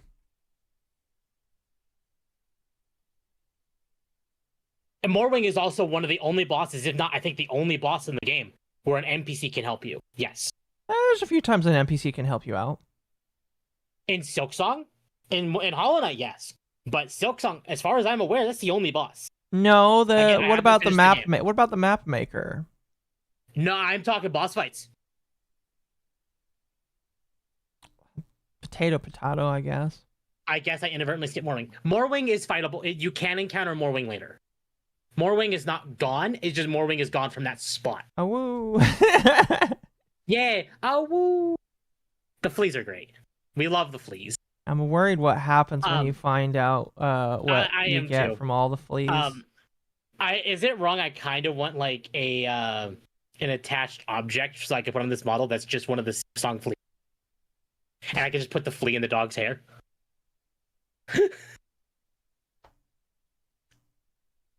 I mean, I can see it. It'd be kind of cute. Anyway, I don't know. I thought that was interesting. Again, I have no problem with them doing this. I see people went on the deep end. It's like, oh, how dare you nerf it? And if you're gonna nerf it, you might as well just add a new game mode that's just baby mode. Bitch, fuck off. They did this for the first game as well when they encountered issues that could be a problem. I'm sorry. Like, it's okay to make changes. And that's the only thing. It's like, most of this is bug fixes. Like, okay, slight reduction in mid-game bellway and bell bench prices. Having made it to mid-game, I understand. They get expensive. They get really expensive. So, I'm okay with that. Mm-hmm. I don't know. I'm just saying I'm okay with this, and the people who are bitching about it are all the same people who are bitching about FromSoft nerfing Consort Radon in Shadow of the Erdtree. Like, they want their hardness, don't you know? That they want it hard. They want it nice and hard. Again, Suffering must continue. So yeah, like, and it's not like these bosses are not easy. They're not easy, but the game gets again. The two bosses they nerfed are early game bosses. I haven't fought any end game bosses, but there are some mid game bosses that are absolute pains in the ass. Yeah. So I'm okay with some early game bosses not kicking my shit in. If it means later game bosses do kick my shit in, that's fine with me. Fair it's called enough. a balancing act that people don't seem to understand. Well, I think that potentially some people look at any kind of nerfing and they think it's bad. Exactly. What? And it's like, especially when it comes to single player games, people get really uppity when it comes to nerfing single player games. Well, I think that, and I kind of understand this. When you put out a game, also thank you for 1,000 views, chat. When you put out a Yes. Sorry, when you put out a game, if you change anything from the original, it kind of feels like you're losing something important. No, so, I can kind of understand why people be like, please don't touch this game. It's already just fine. I understand why people would not want it nerfed. What I don't understand is people getting uppity and upset about it. It's like, you can have... Are any of you capable of civil conversations? Because I was even seeing... I swear I mentioned his name every stream. You know, Temp, Got him. too late since we're talking about Charlie Kirk tonight. We're talking about Charlie Kirk. Grums will come up. Yes. There are people, like within Grum's circle, who got uppity and pissy about them nerfing the game. Like who? Well, Grumps was one of them. Okay, but you said people in his circle. Well, I don't mean like big people, but I mean like people who follow him. Uh-huh. So, again, there's a time and a place for these things. Do I wish they didn't have to? Sure. But I understand. Because, again, it is a difference between when players play it and when developers play it. Because you'll notice some games that were like, oh, this game has gone gold.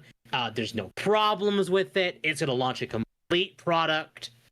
And for the most part, it does. But then players, being players, will just randomly encounter some issues because now it is public. It is live. I mean, hell, you've seen it when I played games where I don't even try and I find bugs. Yes, you often are the one to find and exploit those bugs. They're not even game breaking. They're not even like things that can make a game better. They're just like, I fell through the floor or something like that. No But civil still. convoy? No civil convoy. No, civil conversations are not allowed on the internet, apparently. And that has honestly been shown a little more. But we'll get into that. I guess to end off the Hollow Knight thing, apparently a fan, before Silksong came out, drew what would be like if like himself as a bug within Hollow Knight. And he had cancer and he passed away in 2019. Mm-hmm. It's really sad that he didn't get to see Hollow Knight come to the completion. But he did work with the Team Cherry devs, and his character, this ant looking thing, has an NPC in Silksong now. Is it an NPC or boss? People told me it's a boss. This might be a boss. I don't know. I haven't seen it yet. Imagine But if he's either one of way, the hardest this is cool. bosses in the game. I mean, I'd be okay with that, because at least then it'd be like, he fought cancer. He may have not won, but he definitely fought it. What's the name of the little NPC? At least in this, I don't know about here, but at least in this, it was Seth. So maybe the NPC's also named Seth. Damn it, Seth! I died to you again. So this is cool. I like this. Yeah, cute little. Oh my gosh, is that the special edition? Yeah, it is. Pretty sure that is. What? Oh, there's like a music disc that you can get from a trial chamber that has like a 1% chance from dropping from one of the pots you destroy. Okay. Pretty sure that's the one it is. So I'm gonna let you pick Dragon Ball or Charlie Kirk. Charlie Kirk. Okay. Oh, God, we have a lot to go over tonight. Holy shit. I gotta scroll up. So this started, and speaking of Grumps, hey, it's Grumps. We started this week. For context, for those who don't know, Charlie Kirk, a commentary debater. No, he was a moderate. Mostly He was a moderate that held that had a movement called Turning Point USA, and his thing was kind of like Crowder, where he went out and debated people. Mm-hmm. Kind of like Crowder. Yeah. He was. I'm just gonna say it. He was assassinated this week. Brutally and unfortunately. Yeah. By a lunatic. You shouldn't sugarcoat it. You should just be honest. He was assassinated by a lunatic on the internet. The problem with it is, like, if you don't sugarcoat it, YouTube would get mad. No, Like, this is one of those things where you just don't. You just don't. Fuck it. So, ever since then, we've had... It's gone from the left and the right being pissy at each other to pretty much a full-on internet civil war. A lot of people that I followed who were kind of like I'll use Grums and Cree and other people in like that. Cree has been going hard right now. It's kind of crazy and funny, and I like it. Kind of like moderate in like how they talk. Mm-hmm. Like when they bring it up, it's good. Yeah, but they don't always. That's not their only thing. People like Grums and Cree are actually now only doubling down and focusing on people like Drew, who worked for Sucker Punch. And like I understand it, but it has been nothing but that since Charlie passed away. Hey, for 100 likes, chat. Right. And now I'm gonna come out and say this right now. These people who are cheering his death need to shut up. They need to stop opening their mouths and stop talking. So I've seen a lot of people, Dev, mostly complaining about people getting fired from their jobs or being let go from things. A lot of game devs, and we're going to go through a lot of these. We've got more than just game devs, I will say right now. We got game devs, we've got movie people, we got comic book people.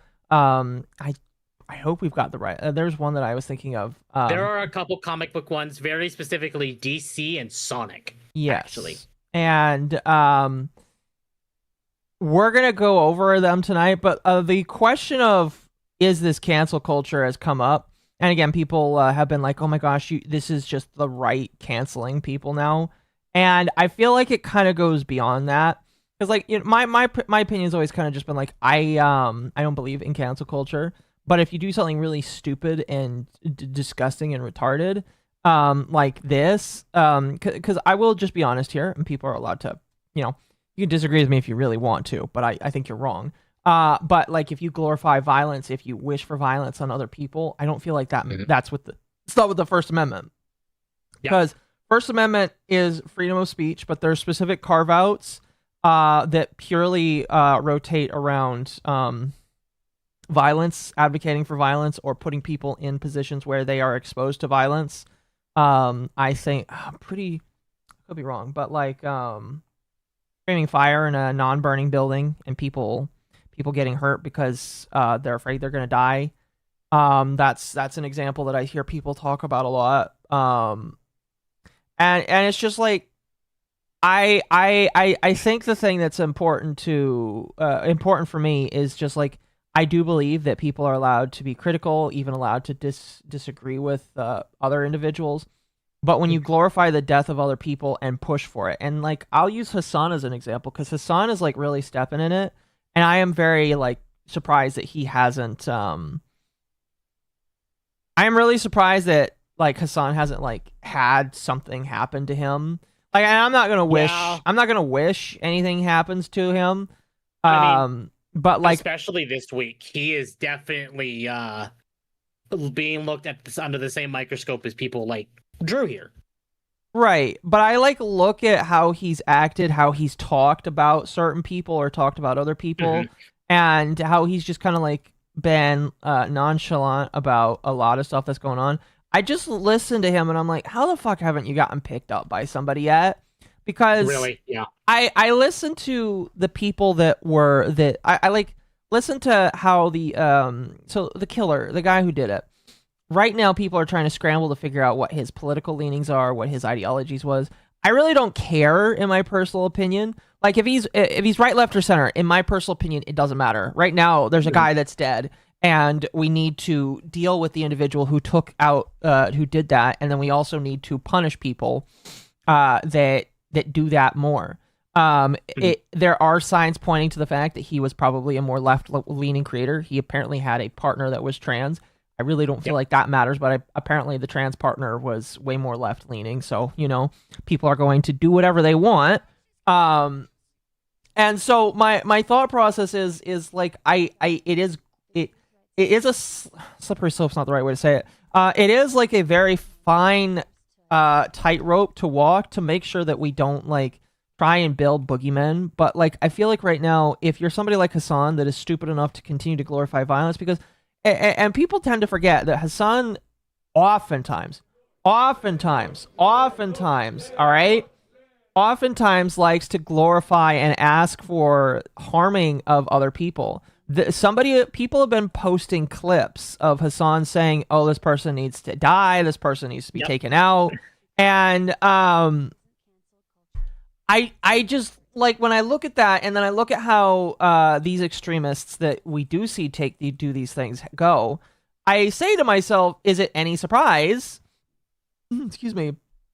Is it any surprise that any of this stuff is happening? To me, I'm like, no, I'm not surprised that like when I see somebody like Hassan get on his platform and say, you need to end X person. I think I'm not favorite, but one of the most morbid examples that I remember in recent memory is him talking about Rick Scott. And I'm just like, broski, I don't like Rick Scott that much either, but are you really just going to like say you should end this individual because he's like a healthcare individual? It's like, no. So, like, I am of the opinion that, like, we are seeing a lot more radicalization. I also am, like, just willing to blame people like Hassan for that radicalization because of that. Anyway, No, my absolutely. apologies. Continue. No, you're fine. So, this is part of a discussion I wanted to have. And now people have been calling, like, yes, the people who are opening their mouths like this do need to be fired. 100%. They need to be booted out. And now I think we're up to like over 900 because of shit like this. Mm-hmm. But it's stuff like here where Savvy says his recognition is not enough for me. I hope this tanks the studio. But Savvy, I'm sure good people work there. No more. Cowards, keep quiet. The studio deserves to go on. I want to bring up something very important here. And this is going to come up later again when we talk about Square Enix, because they are also in this pile of garbage. Sucker Punch is owned by Sony. Sony is a Japanese company. Uh-huh. You will hear American companies Go ahead. belittle these, like the people like Drew. You will hear American companies, but Sucker Punch, even though it is an American studio, I believe, I could be wrong on this, is owned by a Japanese company. Japanese companies, especially the Japanese part of it, really likes keeping shit like this close to the chest. And while a lot of Japanese people, I've actually seen quite a few come out, as a great example, the Japanese actor for Sonic has actually come out and basically said, all of you who are cheering for his death, what is wrong with you? And like, he didn't say that, but he's pretty much calling out people for cheering for his death in hopes that, Charlie's family, ends up being okay and wishes the best for them. But people actually berated him off the internet to the point he deleted those posts. That's sad. And in some cases like this, and that's why part of it is why Japanese don't do it. So it's very possible that Sucker Punch didn't make a statement, causing whatever this is going on with Drew here or other developers, because the Japanese told them, do not open your mouth. This is not our place. You go back to work and you shut up. Because the Japanese do not like getting into shit like this.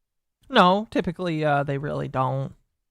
It's not really hard to see. They typically don't comment much on anything just because exactly. It's not their... So people getting mad like Grums and Savvy for Sucker Punch not saying something. I'm positive the reason Sucker Punch has not said something is because Sony. Okay. You're positive. You're willing to bet on it. I'm willing to bet on that, and I'm gonna bring up the Square Enix thing because it really lines up with what I'm talking about here. The Final Fantasy 14 chat and their forums are a dumpster fire. People are posting that they should not celebrate murder, which they shouldn't, are getting shouted down, all while trying to defend Square Enix's localizer for reposting violent political rhetoric against the right. So yeah, the forums were going a little nuts, but this is people. Like, yeah, this should be dealt with, but these are just regular people. These are not employees. Is there a list of VTubers? No. Yes, there is, but I didn't make it. Lumi did, and you'd have to watch her stream where she talks about it. Mm-hmm. Lumi's stream is a pretty good example. Apparently, there are more people that are in the VTuber sphere that are coming out, so... True. Usually, Lan likes peace in the workplace. Exactly. So, and in cases like this... Hold on. Where, they're getting mad at Square not moderating their forums. Square did shut down the forums for this. Like, the forum thread here, I'm not opening these because some of these are really kind of awful. Mm-hmm. Square shut down, and I remember because Grums actually said, "But Square, why did you shut down the forums?" You were actively saying they shouldn't be doing this, but then you called them out saying that why are they doing this? Double standards, buddy. And then Kate, I know we've talked about Kate before, the localizer. Yes, the localizer that's like been shitting up the game just a little bit. Yeah. Kate is the English localizer manager for Dawn Trail and Final Fantasy XIV. She is scrubbing and deleting her posts on Blue Sky because she has been reposting violent rhetoric against the right, the kind of rhetoric that gets killed. Call Square Enix, call Square JP, and let them know this makes everyone safe. Square should not be a place where this type of coddling is violence is acceptable. place or in their brand. And Square's response to this was locking down their American Twitter account. Again, this is a Japanese company. Square is not going to say shit. Now, to be fair, I do think she is scrubbing and deleting her posts because for several months, that's all that she's been doing. She's been posting stuff like anti-Trump, and it's like, you could be anti-Trump, that's fine, but don't be pushing this shit. There's a level of anti-Trump where it becomes too much, such as the advocating for the death of individuals, which has not stopped since his attempted assassination. Exactly. Which I think some people forget that there was an attempted assassination a while ago, by the way. Exactly. And I actually said it before that I think what happened now with Charlie is only made worse because Trump wasn't assassinated. And I know that sounds wrong to say, but the keg has been overflowing for a bit now, and now that was at the bursting point. One of the two was going to cause some kind of, explosion in that regard. You got friends in PR? She probably could have friends in PR. We don't know. She probably does. Here's my thing on it. You vote with your money. I mean, like, if Square protects her and doesn't fire her, I'd be less willing to give them money, because it's just like, she has proven that she's a bad employee for the company. So this is something she says, or Grom says she is scrubbing and deleting her posts on Blue Sky. She's already been under a microscope because we have actually made our point known, our opinion clear on Kate since Dawn Trail came out. I am positive that at the start of this, they were keeping her on a leash because they know that she was causing damage. How do you know that, though? We don't know that, but there is a definite shift in the storytelling. Oh, in terms of like how the story is being told in the later parts of the Exactly. Okay. Exactly. So, based on the fact that I'm a player and I saw this absolute shift in how the story was being told, means, at least to me, that Square had her on a leash.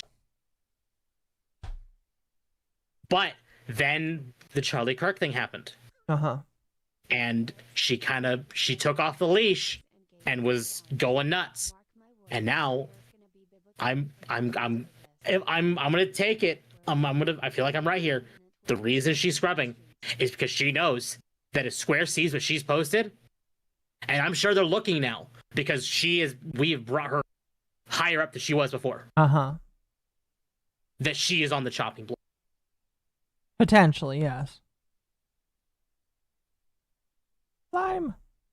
So again, this is a Japanese company. You're never going to hear a Japanese company condemn these people. They like just being quiet, letting it blow over, and getting back to work. But then you have companies like Home Depot. I'm sorry? You mean Office Max? That's Office Max, buddy. Office Max. Sorry. I saw the Depot and Office Depot. That's Office Max, buddy. I know. So there was an employee at the Michigan, one of the Michigan stores for Office Max, who basically, someone went into Office Max and wanted Rest in Peace Charlie posters printed. Nothing political, just Rest in Peace. And an employee actively said they refuse to do this because it is political.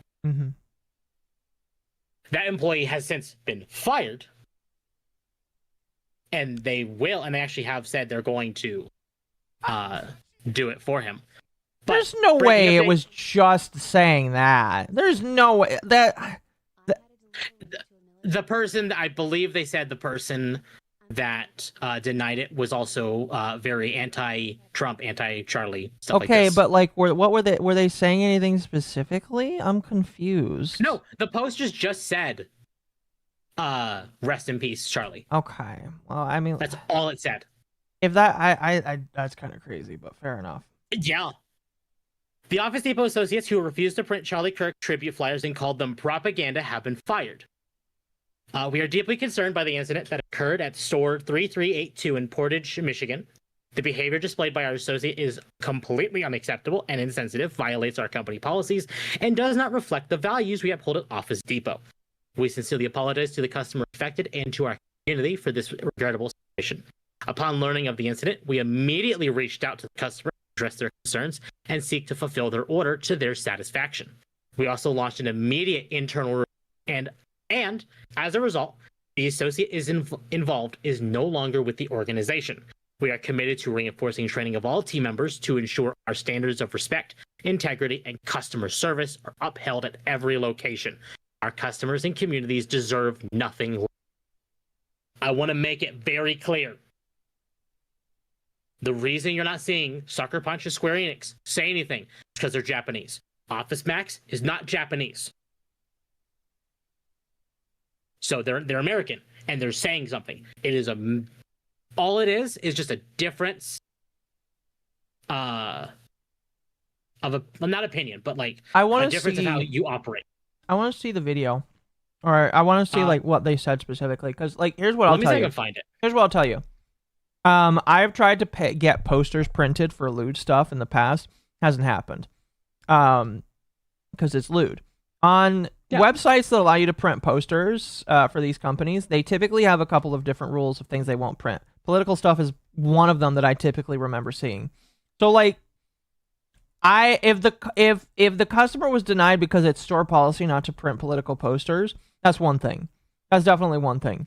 My question is is that actually the case, or like was the person that was involved actually being an asshole? Because if they're actually being an asshole, that's different.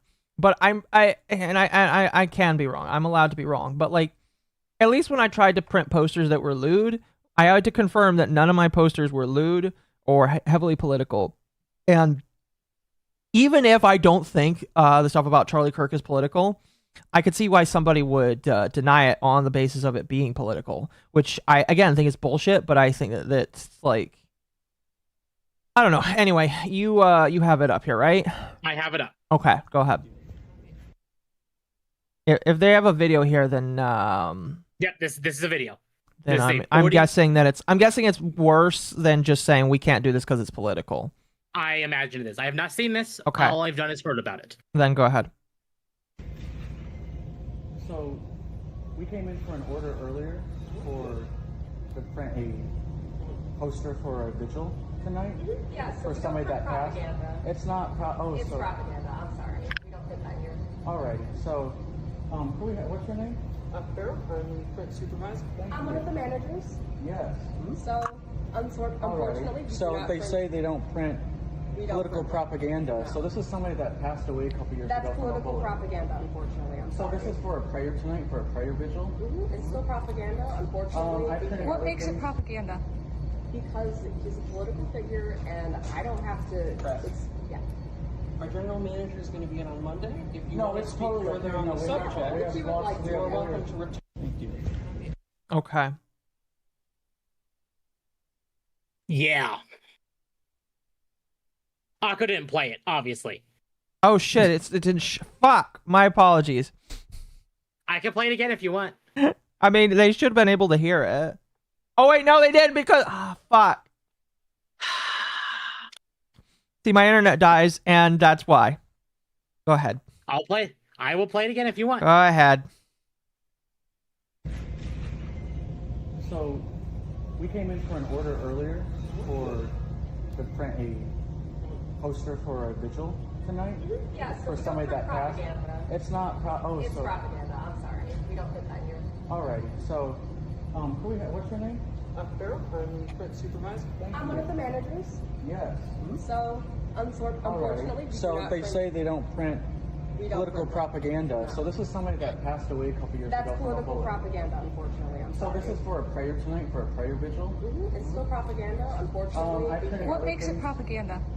Because he's a political figure, and I don't have to. Yeah. Our general manager is going to be in on Monday. If you No, want to it's speak totally further okay. on No, the we have- subject, we have You would lost- like we to- have Chat lost- saying they heard it. Okay. But either way, this is disgusting because the point is it wasn't to push anything political. So at that point, it can't be propaganda. It is specifically for Yeah. a church event. Give me 2 seconds. I'll be right back. Okay. Have you noticed how these types of people keep hiding behind buzzwords that they repeat over and over is propaganda? Like she doesn't need to defend it any further. Absolutely. That is what these people do. And it's disgusting.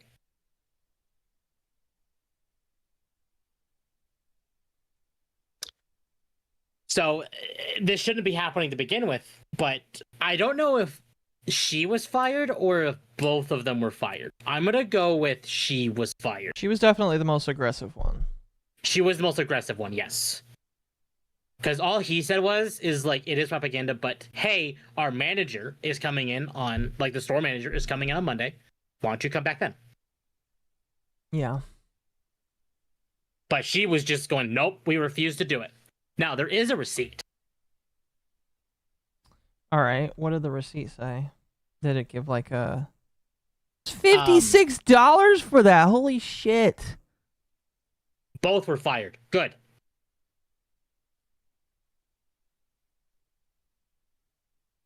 Wow. From MommaOcco. That's a lot of money. Holy cow. That is a lot of money. Yeah. But that's just one of the many situations that is like this. Okay. Let me pull up Discord again so I have all that footage. So we'll go back down the line. We had a DC Comics artist. I don't know if they... Hold on. Were they a writer or the artist? Hold on. Actually, you know what? I can pull up this. I believe that they were a writer. They were the writer. So thank you to Bounding into Comics for the for this comic. What this was a Red Hood. So Jason Todd. Yes. For those who are not sure. I think I know this story actually.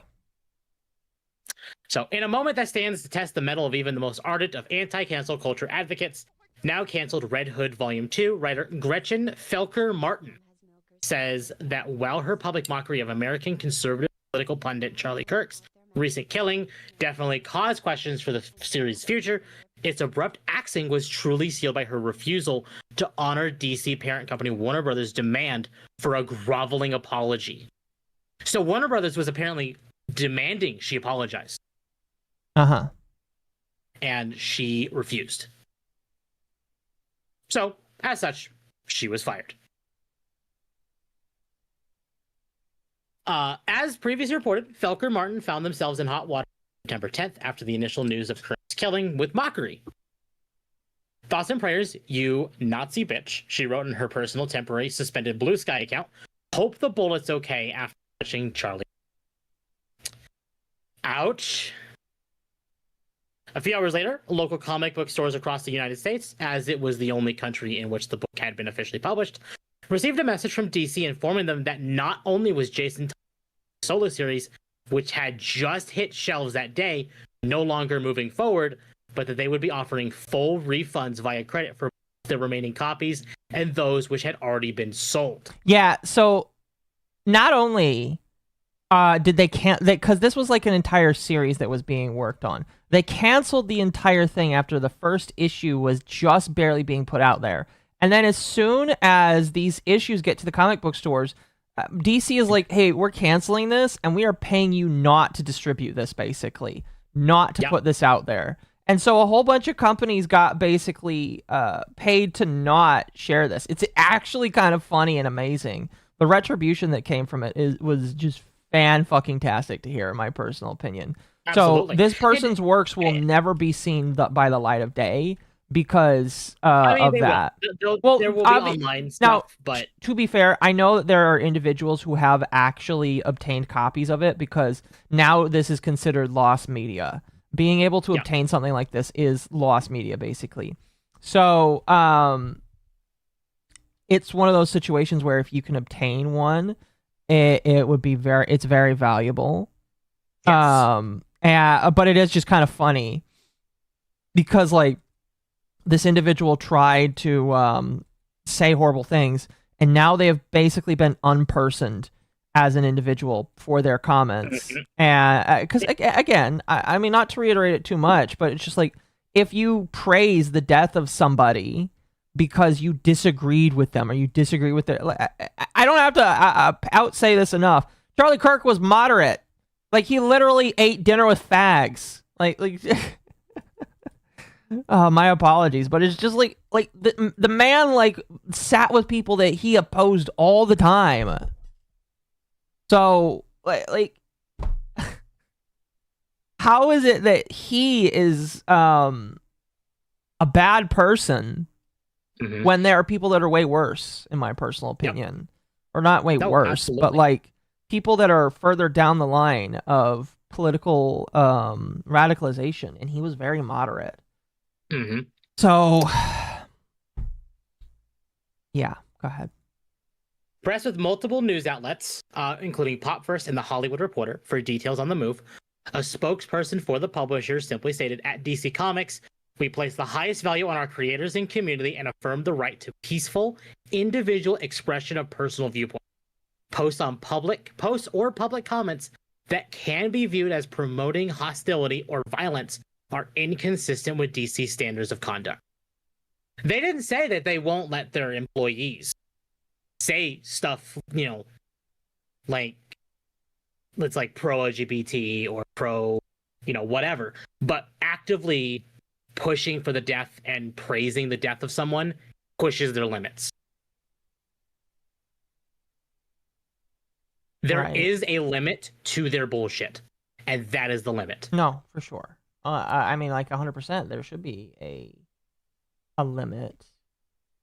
And so, yeah, pretty much. The rapidly unfolding nature of the situation, as it were, Felker Martin did not personally comment on Red Hood Volume 2's cancellation until the following morning, at which time they provided a public recollection of their past few hours to the currently unidentified Discord. It's always Discord. Always.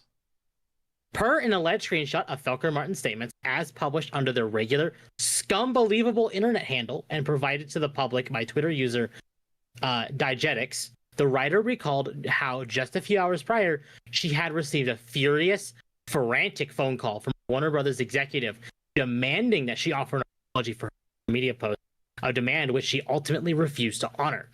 It was surreal. I got a call from a Warner Brothers executive at 10:30 p.m. She yelled at me. They did very much want a groveling apology. I told her I wasn't going to apologize for calling a Nazi, that he'd spent his life trying to kill everyone I loved, that I had no regrets. Felker Martin would offer a lengthier insight into feelings towards Kirk 12th via a public post published to her Patreon account. Sorry, after we're done reading this, I do need to go refill my water bottle. You're good, and I'll catch up on the super chats because there is a few of them. Yep. The core of which is perhaps most succinctly explained in her closing two paragraphs. Kirk was funded by the country's richest and most powerful, feted by President Donald Trump as the whip that kept the youth vote in line and worked them into a frenzy on Trump's behalf. This gave him power. This made his words cut flesh and snap bone. There is no separation between Kirk's rhetorical violence and the violence carried out on his behalf, both by government apparatuses and by disturbed lone actors whose sickness he gleefully stoked in hopes of it would burst forth into showers of blood. His hopes are now splattered across the backdrop of a gaudy little pavilion under banners reading, "Prove me wrong," in his own sick language. Kirk was proven right. He seized power, he used power, and effected great change in the world around him through the force of his desire for violence. He died as he lived, twisting statistics to lie about minorities in hopes that others would murder them on his behalf.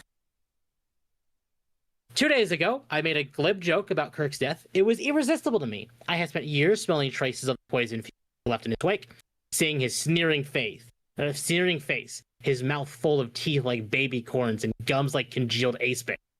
I stand by the sentiment of what I said. Kirk was evil. He can no longer hurt us, even if his cruelty will linger like a bad smell for decades to come. What I regret is I didn't take that cruelty more seriously in the moment when we were ready to discuss it, to unpack how violence is done and why and at whose behest. I have tried to make my own analysis of here, account for class, for race, for sexuality, and political theory. I have not touched upon religion, but the perversion of Christianity by lovers of human suffering and brutalization, has reached a fever pitch so deranged and terrifying that its influence on men like Kirk and its influence on it, in turn, should be self-evident to all. So he's dead. Our betters have rushed to mourn him and found us repulsed by their sentiment. Our enemies have discarded him as politically in the wake of discovering his shooter's political affiliation.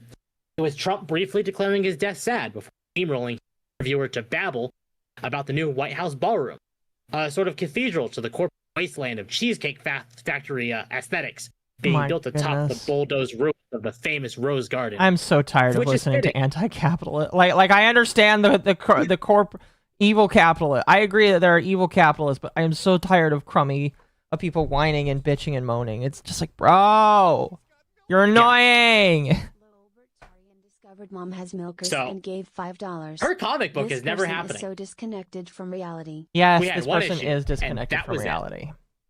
Yes, and we will never see this person's comic ever again. Kind of funny and sad at the same time because, you know.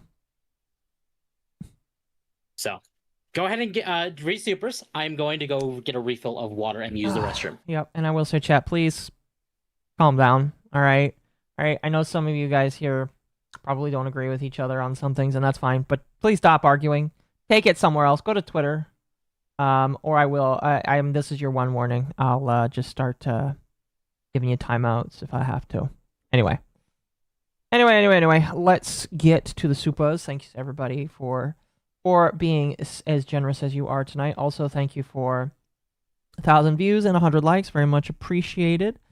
I do need to write out some rules. I was thinking about writing up a rules thing, but where I tell you how the supers work. Anything that's read out by the TTS, I will not reread unless it is interrupted and I need to read it so that it counts. Anything under $2 I will read out loud when I get to a certain point of it. And yeah. There's special little noise jingles if you donate. Deadly Dude, thank you for becoming a member. Wolfsbane for 5 decided to hang out with some friends from college, and I met an acquaintance who's a big Nintendo fan. He's too far gone in the Nintendo cult, and he's only 19. I'm sorry to hear that. I hope your friend is able to escape eventually. Slime Maverick for 5. Dogwave Tax and Vod Gang was chilling with a relative before he starts cool. Like the stream chat. Yes, like the stream. Toa for 5. The True Threats Doctrine. Also, the shouting fire in a crowded theater one was misunderstood and was clarified by the justice who said it. Thank you. I appreciate that. And I'm going to replay this one because I like the thing. I don't know if it'll read it, but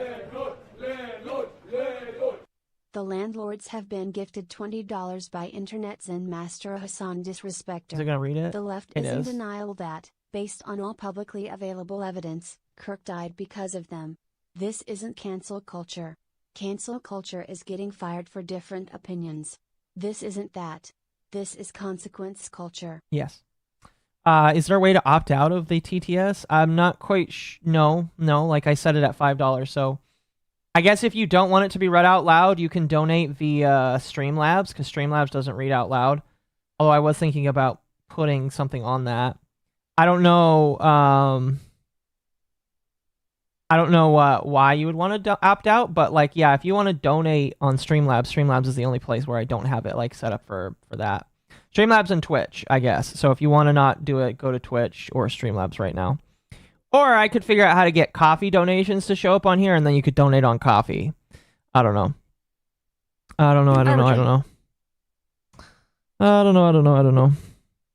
Anyway, let me continue on here. Hey, for 5, there's no proof of the suspect's roommate being trans. Look for it. There's no proof being presented, just making stuff up to anger people. I am going to be hold on. Octopus Mommy MILF avatar. I appreciate the 10. Internet Sin Master tipped Octopus Mommy MILF $10. Yeah, this is the delusions of an anti-capitalist crank. So glad that Red Hood won't be tainted by this weirdo. BC, it sounds like Red Hood would become a commie. Oh, probably. Now, when it comes to their partner being trans, I swear I read somewhere that it was confirmed or some shit. No, they are. That was confirmed. It was confirmed? Yep. They have been confirmed a male to female. You have a source for that I can share? I have no idea. Let me I know I saw it. Hold on. I'll continue reading. You look. Mercenary number 5. Mark my words. There's going to be a biblical repercussions for this. We're at the point where it's beyond inevitable to imminent with military on the street. Yeah, I think we are definitely hitting a point where it is like, and I'm scared not for me because I feel like I'm pretty moderate with myself. I'm just kind of like scared that it'll go too far. That's the only problem I have. I want things to be preserved, not be destroyed. Okay, I can hear that, by the way. I know. Sorry, I don't like Fox, but I pulled up their thing where they did confirm they are trans. How did they confirm it? They talked with them. The FBI are in active talks with the partner. Okay, so the partner talked with them, and the partner said, "Yes, I am trans." Yes. Okay, so you have to trust the FBI when they said they talked to him and okay. Yeah. Okay. Really, yeah. Okay. Again, it's coming from the FBI, and I have my own problems with them. All right. Well, I mean, like if the FBI said that they're trans, and them saying that is the person saying that they were trans. All right. Cool. I again, I don't trust government, but I'll take that at face value, I guess. Yeah. Exactly. I really don't know how you can listen. I don't know, like beyond the individual themselves going on the internet and saying yes, I am trans. I really don't know how else to really like confirm that basically. No, yeah. And I don't think that they're going to do that because right now they're under a lot of intense scrutiny by the rest of the world because of who their partner was. So it's one of those things where it's just like if the FBI says it right now, I'm going to assume that they're not lying about the partner saying that. If it is a lie and the FBI lied, I would expect the partner to come out and say, "Oh, the FBI lied. I'm not trans." I haven't seen that yet. So until they come out and say I'm not trans, they were lying about it, then I'm just gonna, I'll just trust it for now. I refuse to trust the FBI. I refuse to trust government. Period. The partner isn't a nutbag like the shooter. Well, that's good if that's the case. There are trans people that aren't crazy. I know a couple. But like. I don't know, man. Like, according to the FBI, they are trans. And until they come out and say they're not, then they're not. Otherwise, exactly. I'll just take it at face value for the moment. Exactly. That's all you can do is take it at face value. Mercenary for 5. I had a deliverer to a military base, and they're telling people to stock. I'm afraid we're being warned locally about what's coming. I am prepping. I'm sorry to hear that. I hope that you do prep. Did they check the person gender? Did they open up the pants to see? Hopefully not. Hey, again for 5. Temp, you're being a Karen. Leave the minimum wage employees alone. I don't think Temp is being a Karen. I think again, the problem is, I don't know. The Office Max one is kind of wonky to me. Because the woman was definitely being very rude. But like... I wouldn't say she was glorifying his death. I think she was just being very rude about it, honestly. And maybe it was an overcorrection by the company. I don't know. She wasn't directly saying she's glad he would, because that's what I was expecting her to say. I don't know. I kind of feel weird about it. I don't know. If the FBI is lying, it's a stupid lie. That's very fair. That's very, very fair and true. Yeah, it is. Internet Zen Master for 5. They were both fired, if I remember correctly. They're now finding out their magic buzzwords no longer have power and they have to defend their positions. True. And another one just came in from Internet Zen Master. Is it going to play? Is it going to play? It hasn't shown up yet on Streamlabs. That's why it hasn't played yet. All right. Well, because it's not showing up on Streamlabs, we're just going to move on and hopefully it does show up. But I'll read it. Wasn't it FedEx? No, it was Office Max. It was Office Max. Office Max, Office Depot, they're both... Office Depot and I guess Office Max are both the same company now. They are directly working with the FBI. Okay, if they're directly working with the FBI, I'll just take it at face value for now. And if it's proven wrong later, please let me know. But until then, if people are saying... The FBI confirmed them to be working with them, I'm just going to take it at face value right now. Yep. On the note of comic people. Giggy Dutrix? That is a name. Are they trans? Yes. Or at least they, them. You don't They are say. a writer for IDW Sonic. They're also an artist. Chat, just gonna IDW tell you Sonic. right now, not all trans people have weird names. I've met some trans people with normal ass names.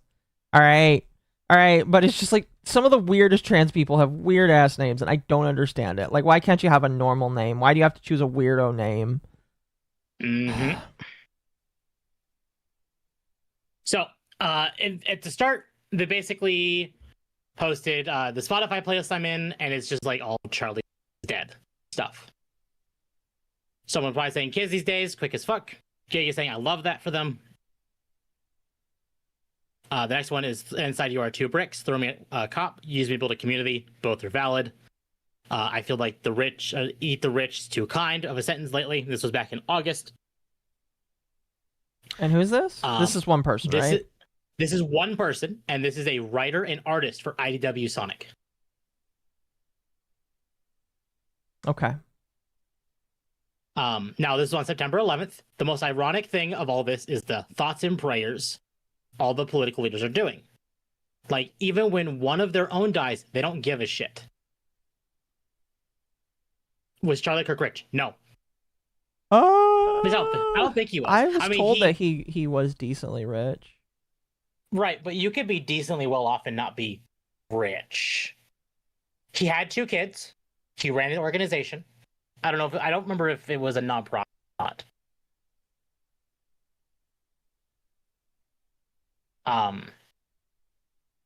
But I do want to point out the Eat the Rich is Too Kind was posted on August 19th.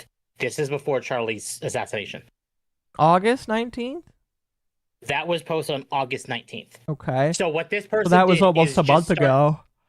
What this person started doing, so Crack932 started posting or grabbing different things that they have said that could be bad. And this is the writer for IDW. This is just one of them. Thankfully, there are multiple. And thankfully, they all do have to bounce off of each other. So it's not like if they were just fired one day that the comic would be dead. Well, that's good. I think that's good for you, mostly. Well, yeah, well, for a lot of people. So, someone named Dylan Park Pettyford said, armed Nazis should be dead. Nazis change their mind. Gigi responded, it's also how religion works, which is why they go hand in hand. Sure, your life sucks now, but you'll be rewarded when you're dead as long as you follow our rules and question anything. That's not how that works, but... And then they responded on August 16th, and they're responding to the time IDubbbz told Ethan Klein to shut up. I mean, I know you talked about that. Wait, what? And it's just where IDubbbz was telling Ethan Klein to shut up about the Hassan thing, where Hassan was saying America deserved 9/11. Oh, yeah, I remember that. He was trying to claim that Hassan was trying to make a greater commentary about American shit, and I'm just like, IDubbbz, shut up. Yeah. Hey, give me something good. So that's not good. This post says, hello, Sega at Sega at IDW Publishing. Is terrorism representative of the Sonic brand? Gigi Dutrix, IDW Sonic artist writer, is celebrating a murder. She supports killing cops, Cecil Rich, and supports users advocating for terrorism and politically and racially motivated mass murder. This is in addition to Dutrix recommending a pornographic book to children. As a lifelong Sonic fan, I find this deeply disappointing. I did not grab that post because obviously it is got porn on it and we should not be showing that. No. But the fact that they are, while promoting their work on Sonic, also promoting pornographic books, while knowing that, and again, kids should not be on the internet. Clarify that right now. Kids should not be on the internet. Period. But kids are on the internet. And so taking that into account, they should not be publishing something where they know kids will be looking at their account. Kids shouldn't be on the internet, honestly. Now, I do believe they have locked their account because this post is unavailable. Because they did basically quote retweet them. And it says the post is limited to owners or people who can view their post, which is a locked account. So Right. they definitely know they're under fire and are probably being looked at by IDW at least. Again, this is the same situation as earlier where I mentioned Sucker Punch and Square. Sega is a Japanese company. Even if IDW makes a statement, Sega will not. Ever. So, this is not good. It's just a whole lot of not good. We had the character artist for Insomniac. So they worked on Spider-Man 2. I don't care about them. That says a lot considering. Have you seen the design for Miles at the final battle of 2? No. I don't really care, honestly. I'm gonna bring it up anyway. I don't really care, honestly.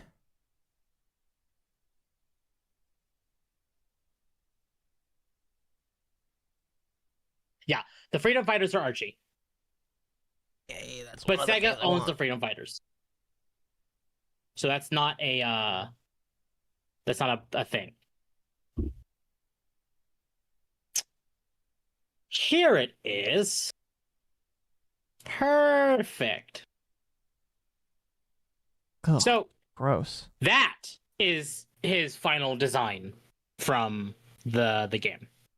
Gross. Which I'm going to take a shot in the dark and say Marco Villalpando is the designer for this. And basically they retweeted based on the same day that Charlie passed away. Screw that old bitch, he's a Nazi. Have some decorum, violence is bad. Be careful what you say online. So again, it's a lot of Sony, a lot of Microsoft. I know a lot of Bethesda devs and Blizzard and Activision. Not Bethesda.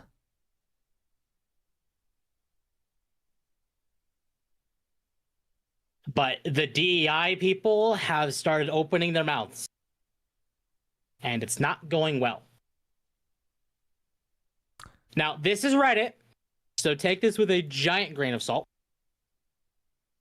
But people were talking about the Helldivers references on the bullet casing on the Helldivers subreddit. Uh-huh. And people are mad that the moderators for the Helldivers subreddit locked the subreddit.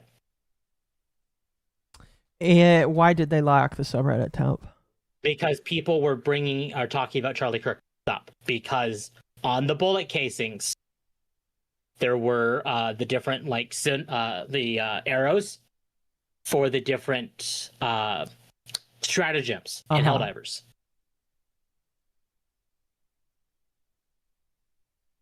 So, a lot of people were opening their mouths on a subreddit. And again, it's Reddit. I'm not surprised. That shouldn't be happening to begin with, but do you feel like the things you post online should be approved by your employer?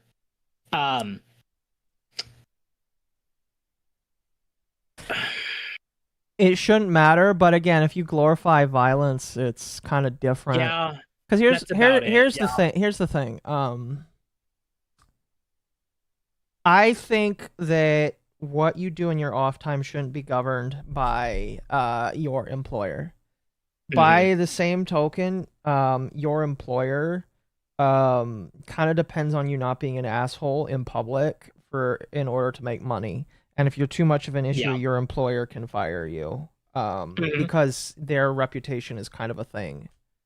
Exactly, because what your employees say does affect the employer, which is why you're seeing people like Grums and Savvy say that Sucker Punch and Square and like all these different companies have to say something, or else they're not doing anything. They're not buying, because the actions of these employees do affect the company. Pretty much. It's one of those things where I don't agree that you should be fired if you have political opinions. Like, if you have normal political opinions, you should not be fired. But if you're glorifying violence, I don't know who said that, but for whoever said that, I need you to think about this. If you had an employee that was going out there and wishing death upon people Is that really something you want to represent your company? Like, the well, answer you come out. you're going to hear is a lot of people are going to say, no, I don't want that to represent my company. And if I see it, I'm firing it because it's bad for my company. Like, you could have an employee just say, I don't like Donald Trump. I didn't vote for him. Okay. Yeah, I know plenty of people at my workplace that I'm pretty sure don't like Trump, and it's because they wear rainbow pins on them. And it's just like, I don't care. And most of them don't care either. They come, they do their job, all that kind of shit. So, like, it doesn't matter. It really doesn't matter. Akko, when are you going? When do you believe the media politicians are going to spin the blame to video games? They already have. That's my problem. That's my problem with RFK. Is I liked what RFK was doing by exposing the corruption inside Big Pharma. Then he stupidly decided to just say, "Oh, it's video games." And I'm like, "Are you?" All these mass killings are the blame of video games. I'm like, "Are you fucking kidding me, broski? You had the easiest win ever. You could go up there and you could dab all over the fucking politicians on the left and the right that are taking money from Big Pharma. And yet, all he decided to do is just say, oh, it's because of video games. And I'm just like, shut up.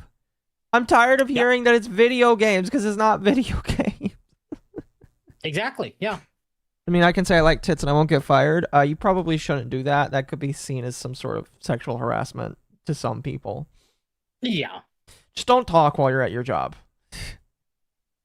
That sounds dumb, but like, and I feel, here's the thing with jobs, like freedom of speech is obviously a important thing, but like freedom of speech applies, it applies differently when you're inside a job, because like I can't go into a job, badmouth my boss or badmouth customers and expect I'm going to be able to get away with it, because I'm not.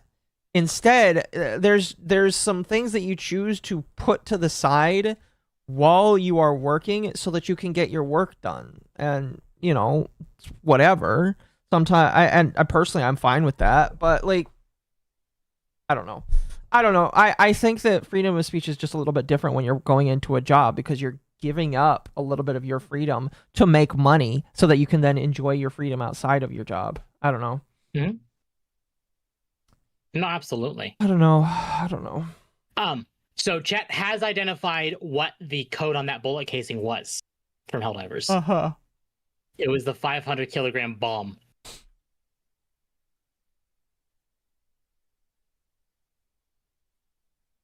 Yeah. Yeah. Again, I don't blame the moderators on the Helldivers subreddit for locking it down. Especially if comments were getting a little rampant. Like, you shouldn't be suppressing speech, but part of me, I can't blame them. Again, like, I think that if you want to be critical of your government, your employer shouldn't really fire you for that. Because that's like an essential function of life, is to be able to oppose government. But if you come out and say, I'm glad X person is dead, or I want X person to be dead, then your employer might get stressed out that you're going to tank the reputation of the company. And I wouldn't be surprised if they fire you for that. I feel like it's not bad to say don't wish for death, because here's the thing. Wishing for death is like something that is... Thank you for this. I'll let this play out. The landlords have been gifted much appreciated. $20 The landlords are Internet happy. Zen Master Hassan Disrespecter. Maybe it's just because I'm an internet old head, but this is why I keep my real name separate from my internet identity. If you're so dumb you attach your real name to your power level and spicy opinions, that's a skill issue. Oh, you can hear that. Sorry. Yes, I can. Sorry. But no, like, my opinion is just, like, one, don't tie your online personality to your real personality. And two, like, it is not sane to wish for the death of another individual, all right? No sane individuals wish for the death of other people, all right? Normally, when we are in normal society, all right, you don't do that. You just see that people have political differences to you, and then you say, I disagree with them. All right, that it's just not normal for people to wish for the death of others. I'm sorry, but it's not. No, absolutely. Anyway, please continue. Again, a lot of the comments are the same. I think the biggest one we do need to bring up, the biggest two, are going to be Tim Sweeney and Microsoft. Tim Sweeney was quite crazy to see, not gonna lie. So, the CEO of Epic Games says that mocking Charlie Kirk's death is unproblematic because it's protected by the Constitution. And Sweeney goes to say, what an amendment says you can't diss someone. Not seeing it here. My tweet isn't some veiled partisan political commentary. Clemson's statement is simply wrong about the Constitution, and a public university should know better. The Constitution and the right to vigorously criticize is supposed to be the through these times. And I want to read the post he specifically said, so we have added context. Congress shall make no law respecting an establishment of religion, or prohibiting the free exercise thereof, or abridging the freedom of speech, or of the press, or the right of the people peaceably to assemble and to petition the government for a redress of grievances. For those who don't know who Tim Sweeney is, he is the CEO of Epic Games. The creator of Fortnite. He's the Gabe Newell of Epic. Yes. I'm new. I'm glad that you're new. I hope you're having a fun time here. Welcome, welcome. So, and technically, yes, it is part of the First Amendment.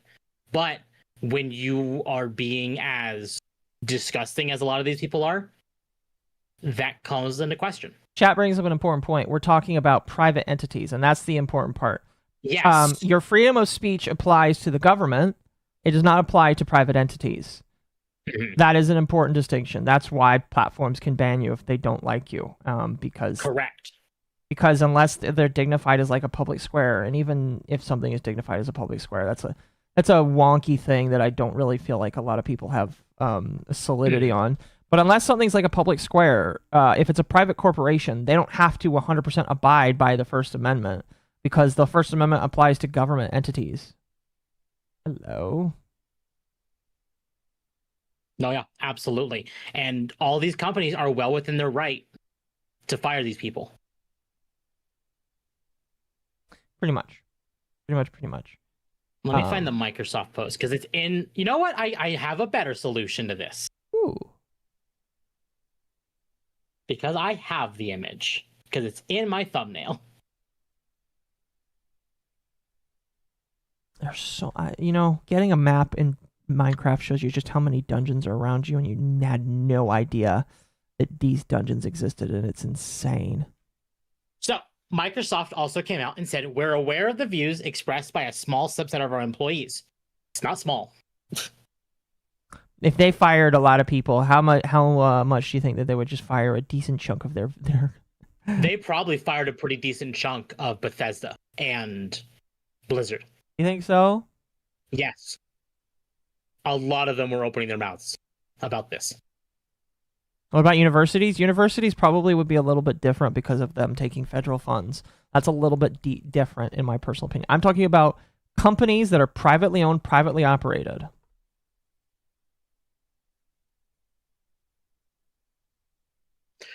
Anyway, continue. So, Microsoft came out and said, we're aware of the views expressed by a small subset of our employees regarding recent events. We take matters like this very seriously, and we are currently reviewing each individual situation. Comments celebrating violence against anyone are unacceptable and do not align with our values.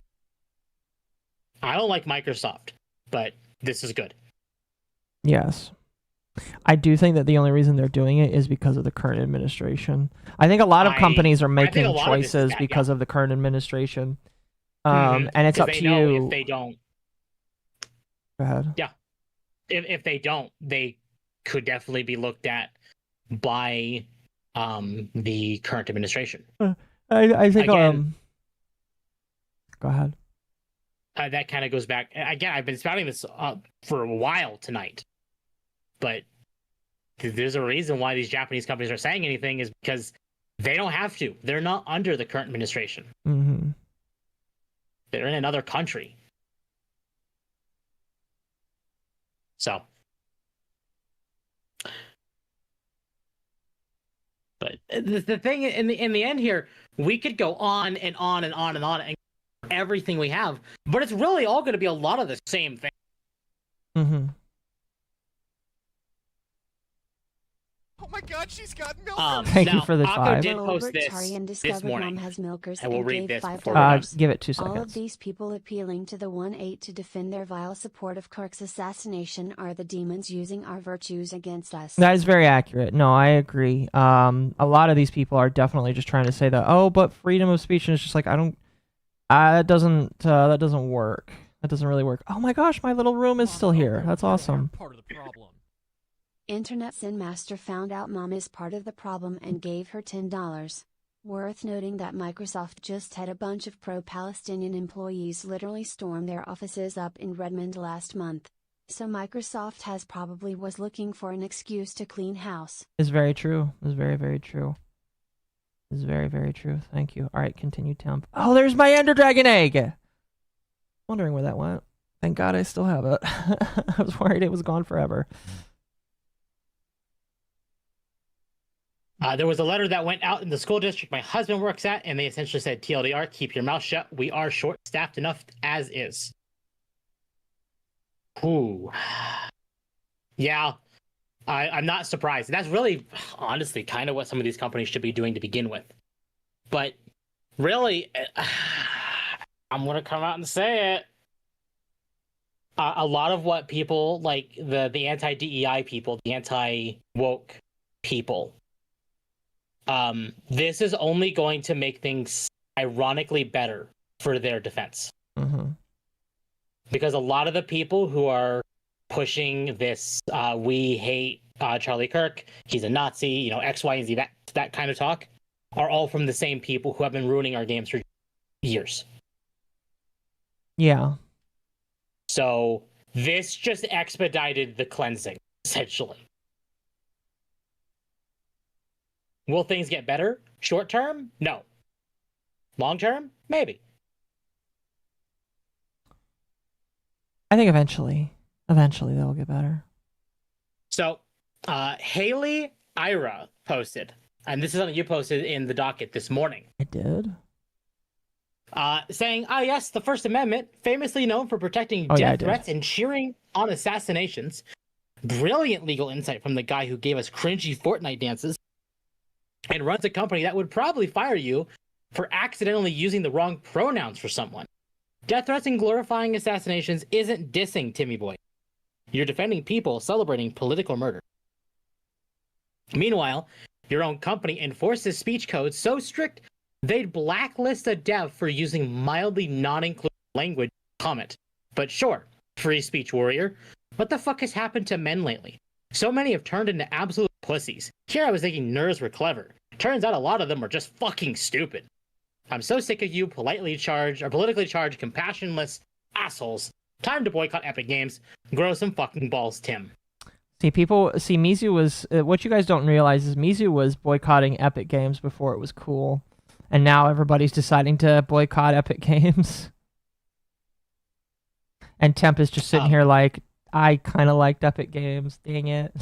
I actually haven't claimed any free games from them from a while now. Really? So you've been like, it's mostly due to laziness. But, so you're just that's not activism, Temp. That's just you saying I'm lazy. I'm not going to collect my free games. You know what? I'm lazy. I'm sorry. Because it just means opening Epic every Thursday. And I'm like,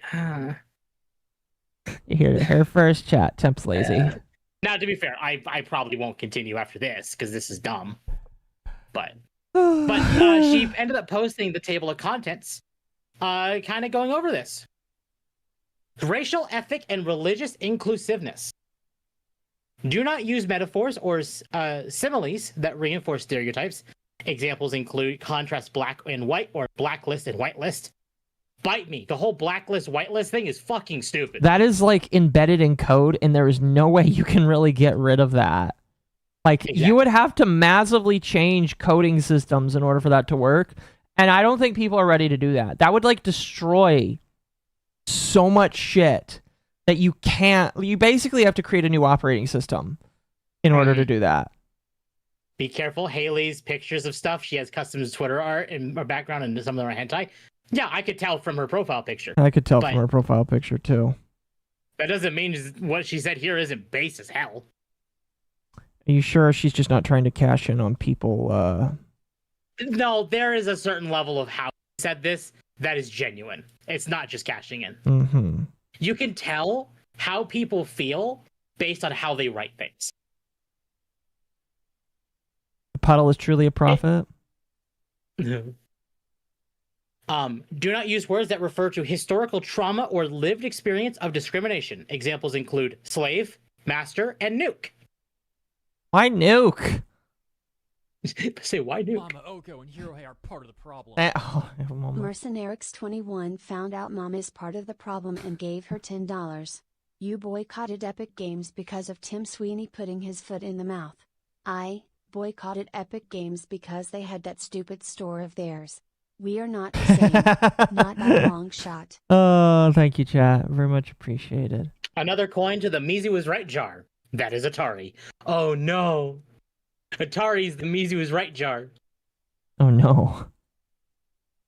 Chat, no. Where do you put it? Wait, where do you put that? I have an idea where. I don't think he would be okay with that. So gender inclusiveness. I don't know why I keep saying inclusiveness. Inclusiveness.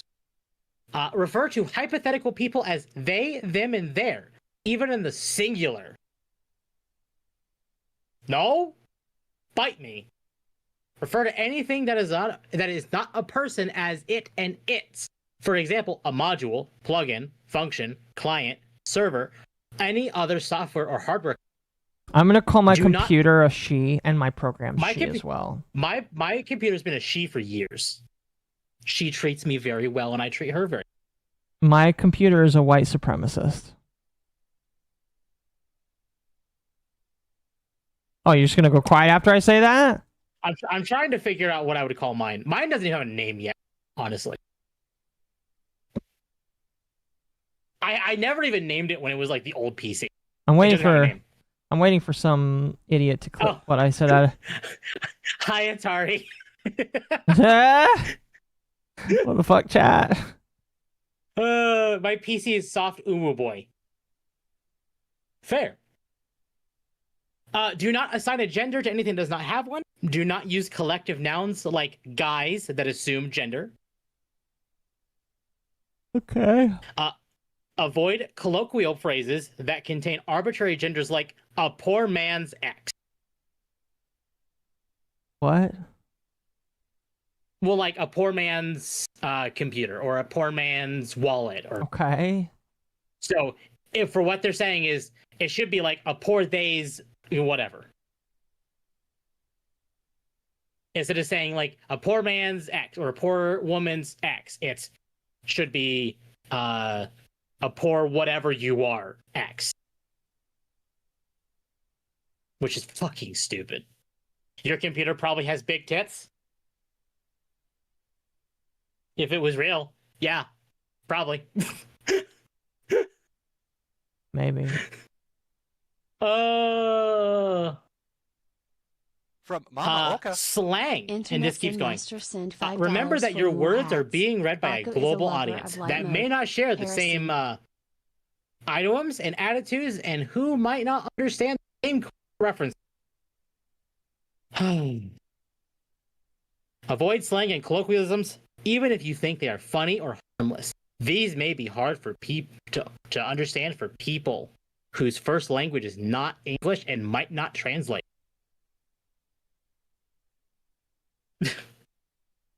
Hey, Epic, fuck off.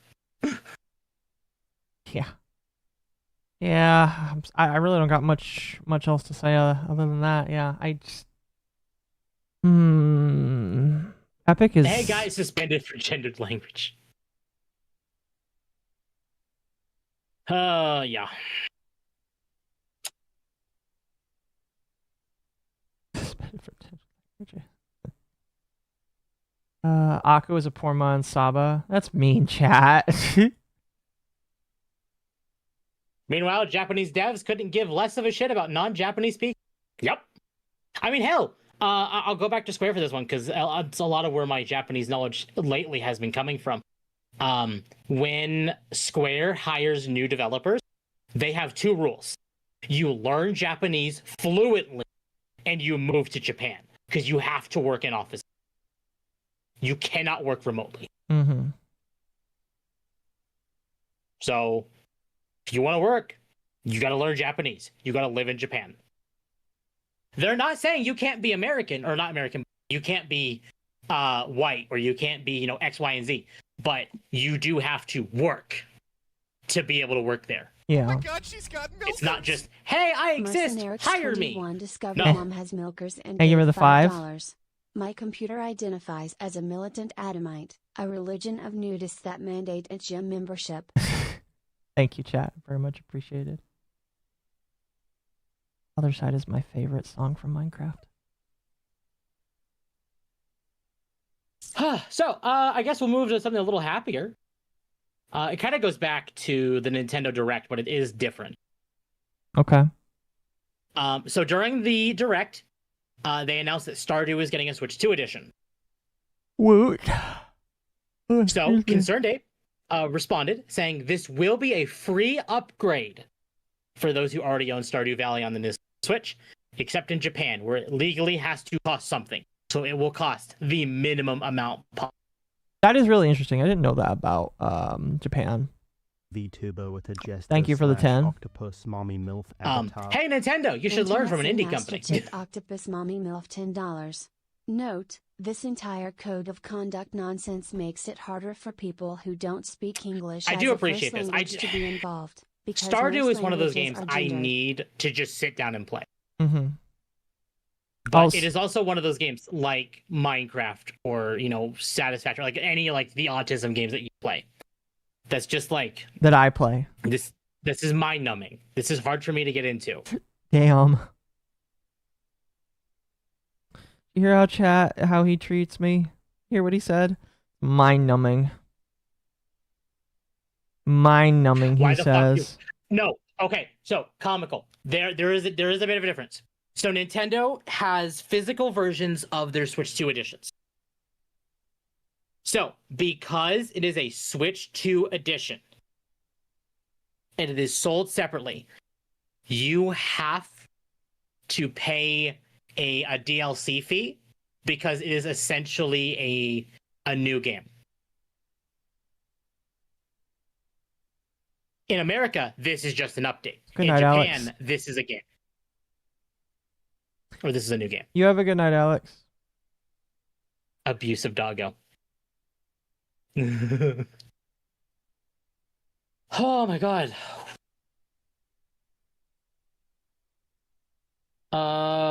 Let's see. Oh, you know what? We have one more thing on the Charlie Kirk thing that wasn't in the docket. I don't know why this wasn't in the docket, but it wasn't in the docket. This is Sean Chiplock, ENVA for Diluc in Genshin, and Subaru in ReZero. He posted this on Blue Sky today about Charlie Kirk's death, mocking him. Hey Crunchyroll, this guy works for you on anime. You dub. Any thoughts? You fine with working with someone like this? And Sean Chiplock responded saying, I hope they receive all the same care the average American get in that same situation. Someone responded saying, at least if he goes out, he went out doing what he loved, being a bigot. So, Sean Chiplock is on the fuck you list. Yeah, I imagine so. Bull the dog is barking back at Akko. Am I allowed to correct him? Yes. Bull would probably approve of it.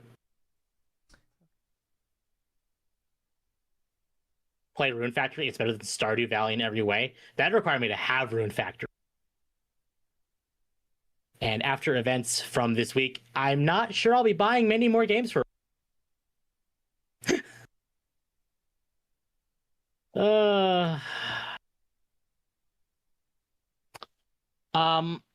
Did you and Mizu talk about the Corona situation on UTT?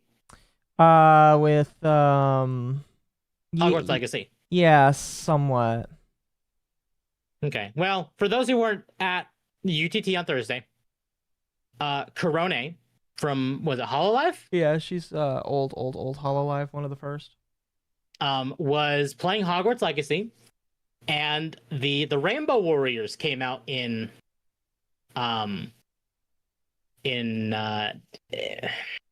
remember when people like Silvervale were being canceled for playing funny wizard game? Yes. It's happening again, but with Corone this time. If Temp continues being this bratty, he might get pissed off by Akko's Fuda dick. Oh no, comical. Oh. 9, 10. Oh no. Anyway, so Grum said, "Don't let this happen again." 2 years ago, they canceled VTubers and made them cry on stream for playing Hogwarts Legacy. Now they are threatening Corone and talking about her sponsors for playing it today. No more. Show these people the door. No more cancel culture. And yeah, people are just getting pissed. Someone actually called for her head for playing Hogwarts Legacy. I heard. So it's such a shame. Oh, and there's Ryan. Yeah, and again, like, it's a funny wizard game. Cease your bitching. I honestly, I don't remember if I talked about it. I bought 2 copies of the game just because of people like this. Right. I bought one for me, and I bought one for Akko. I forgot that you bought me one. So, I've never finished the game. I finished it. I will probably never play it again. I'm not a Harry Potter fan. Like, it's all right, but meh. That's fair. You said we're finishing? Are we really done? Our last topic is actually thanks to the Texas censorship bill. Ah, right. Retailers are already reacting to a recent Texas bill by pulling manga from shelves, including issues of Dragon Ball and more. The bill, SB 20, appears to have noble intentions, with language going after generative AI being used to create material which simulates realistic child exploitation. However, the bill also includes vague references to cartoons. As previously reported, there's plenty of manga and anime which could hypothetically run afoul of this. While anime featuring fan service or sexual violence such as Goblin Slayer are obvious targets, retro anime which features casual nudity is also, for anyone familiar, it's a running gag in the original Dragon Ball for a young Goku to run around naked. As a result, at least one retailer made the decision to pull these earlier volumes from shelves and be more restrictive on what he will allow customers to order. There's so much media nowadays. You can't watch every single thing or read everything. So I don't know what characters are shown inappropriately or at what ages and whatnot. It would definitely be more in detail research on certain franchises, if they're going to be affected or not. SB 20 was signed into law this past June, and to our knowledge, there have yet to be any cases which test its constitutionality. Yeah. Why the fuck does everyone want to censor everything these days? Oh. Yet. No, Temp is a Hufflepuff. Why am I a Hufflepuff? Oh, wrong one. Akko's laughing, and Akko gets it, but I'm like, but why? That's how much of a non-fan I am. I'm like, I don't get it. I can't.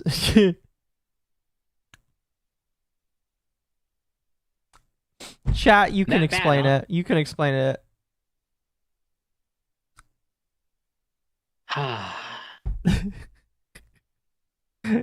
Is there anything else you wanted to talk about tonight? In terms of Dogwave, no. I mean, the Charlie Kirk stuff was the really thing that I mostly wanted to make sure we touched on, just because. Oh, absolutely, I completely agree. I felt like that was the most important thing to touch on, but yeah. Oh, excuse me. My apologies if I'm yawning. I'm very tired after today. I was running all over at work today, helping other people, so. Yeah, and that's kind of the reason why I was thinking we'll probably start winding down, because I can hear it on Akko.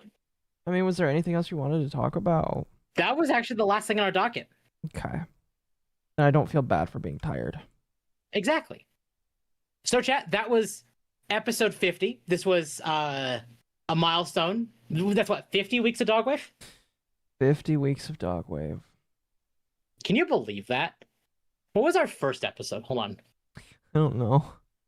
I'm checking. I know you won't know because that required your brain functioning.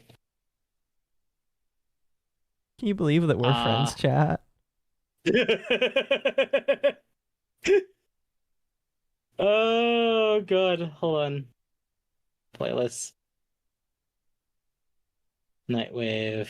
Hufflepuffs are loyal? Yes. Internet Sin Master discovered Mom has milkers and gave $5. Why am I Hufflepuff? You know why, Temp? You know what The you first did. episode Also, of the main Dogwave thing was just was one on store and September nothing 15th, official. 2024. Most people Tomorrow would overreacting. actually be a year of doing Dogwave. Holy cow. That's pretty cool. Hufflepuffs are social outcasts that cling to animals and plants to cope. Chat, come on, don't be mean. I mean, I do hang out with my animals more than I hang out with. So. Temp, I was What? giving you an out.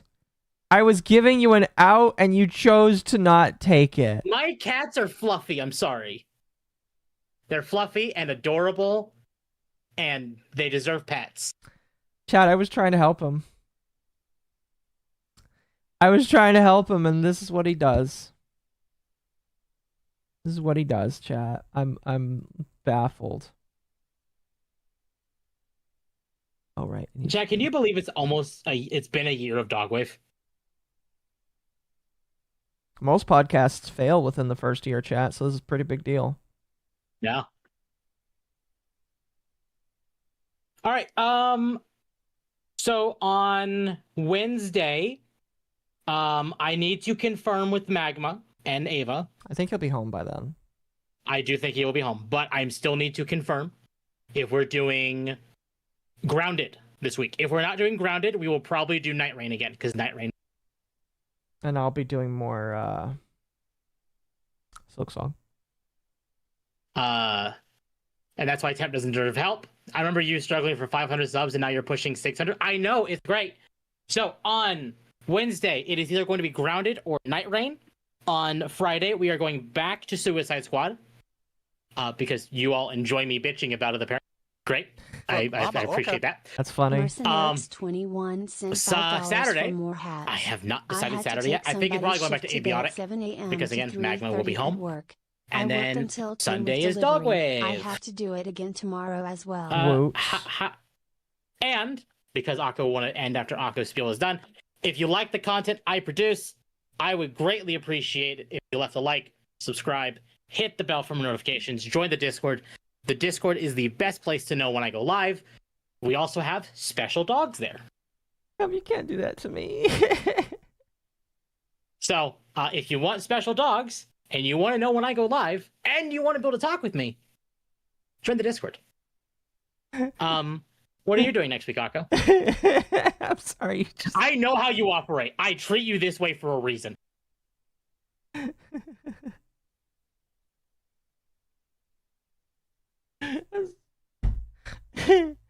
If I don't shield myself and say what I'm doing next week, you will actually not let me do it, and you will just end your stream. I love you, but I know how you operate.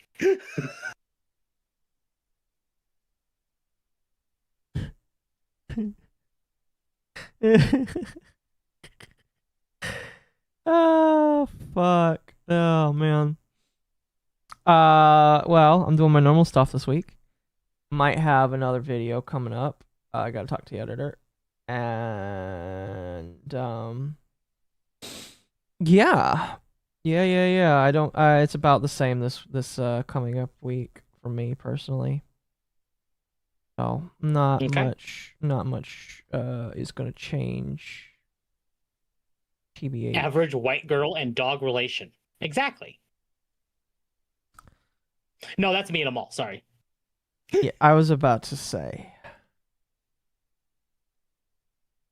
I was about to say. Now, before chat runs away, thank you again, everybody, for being here. All right. I do have a couple other supers I need to read. Who is live right now?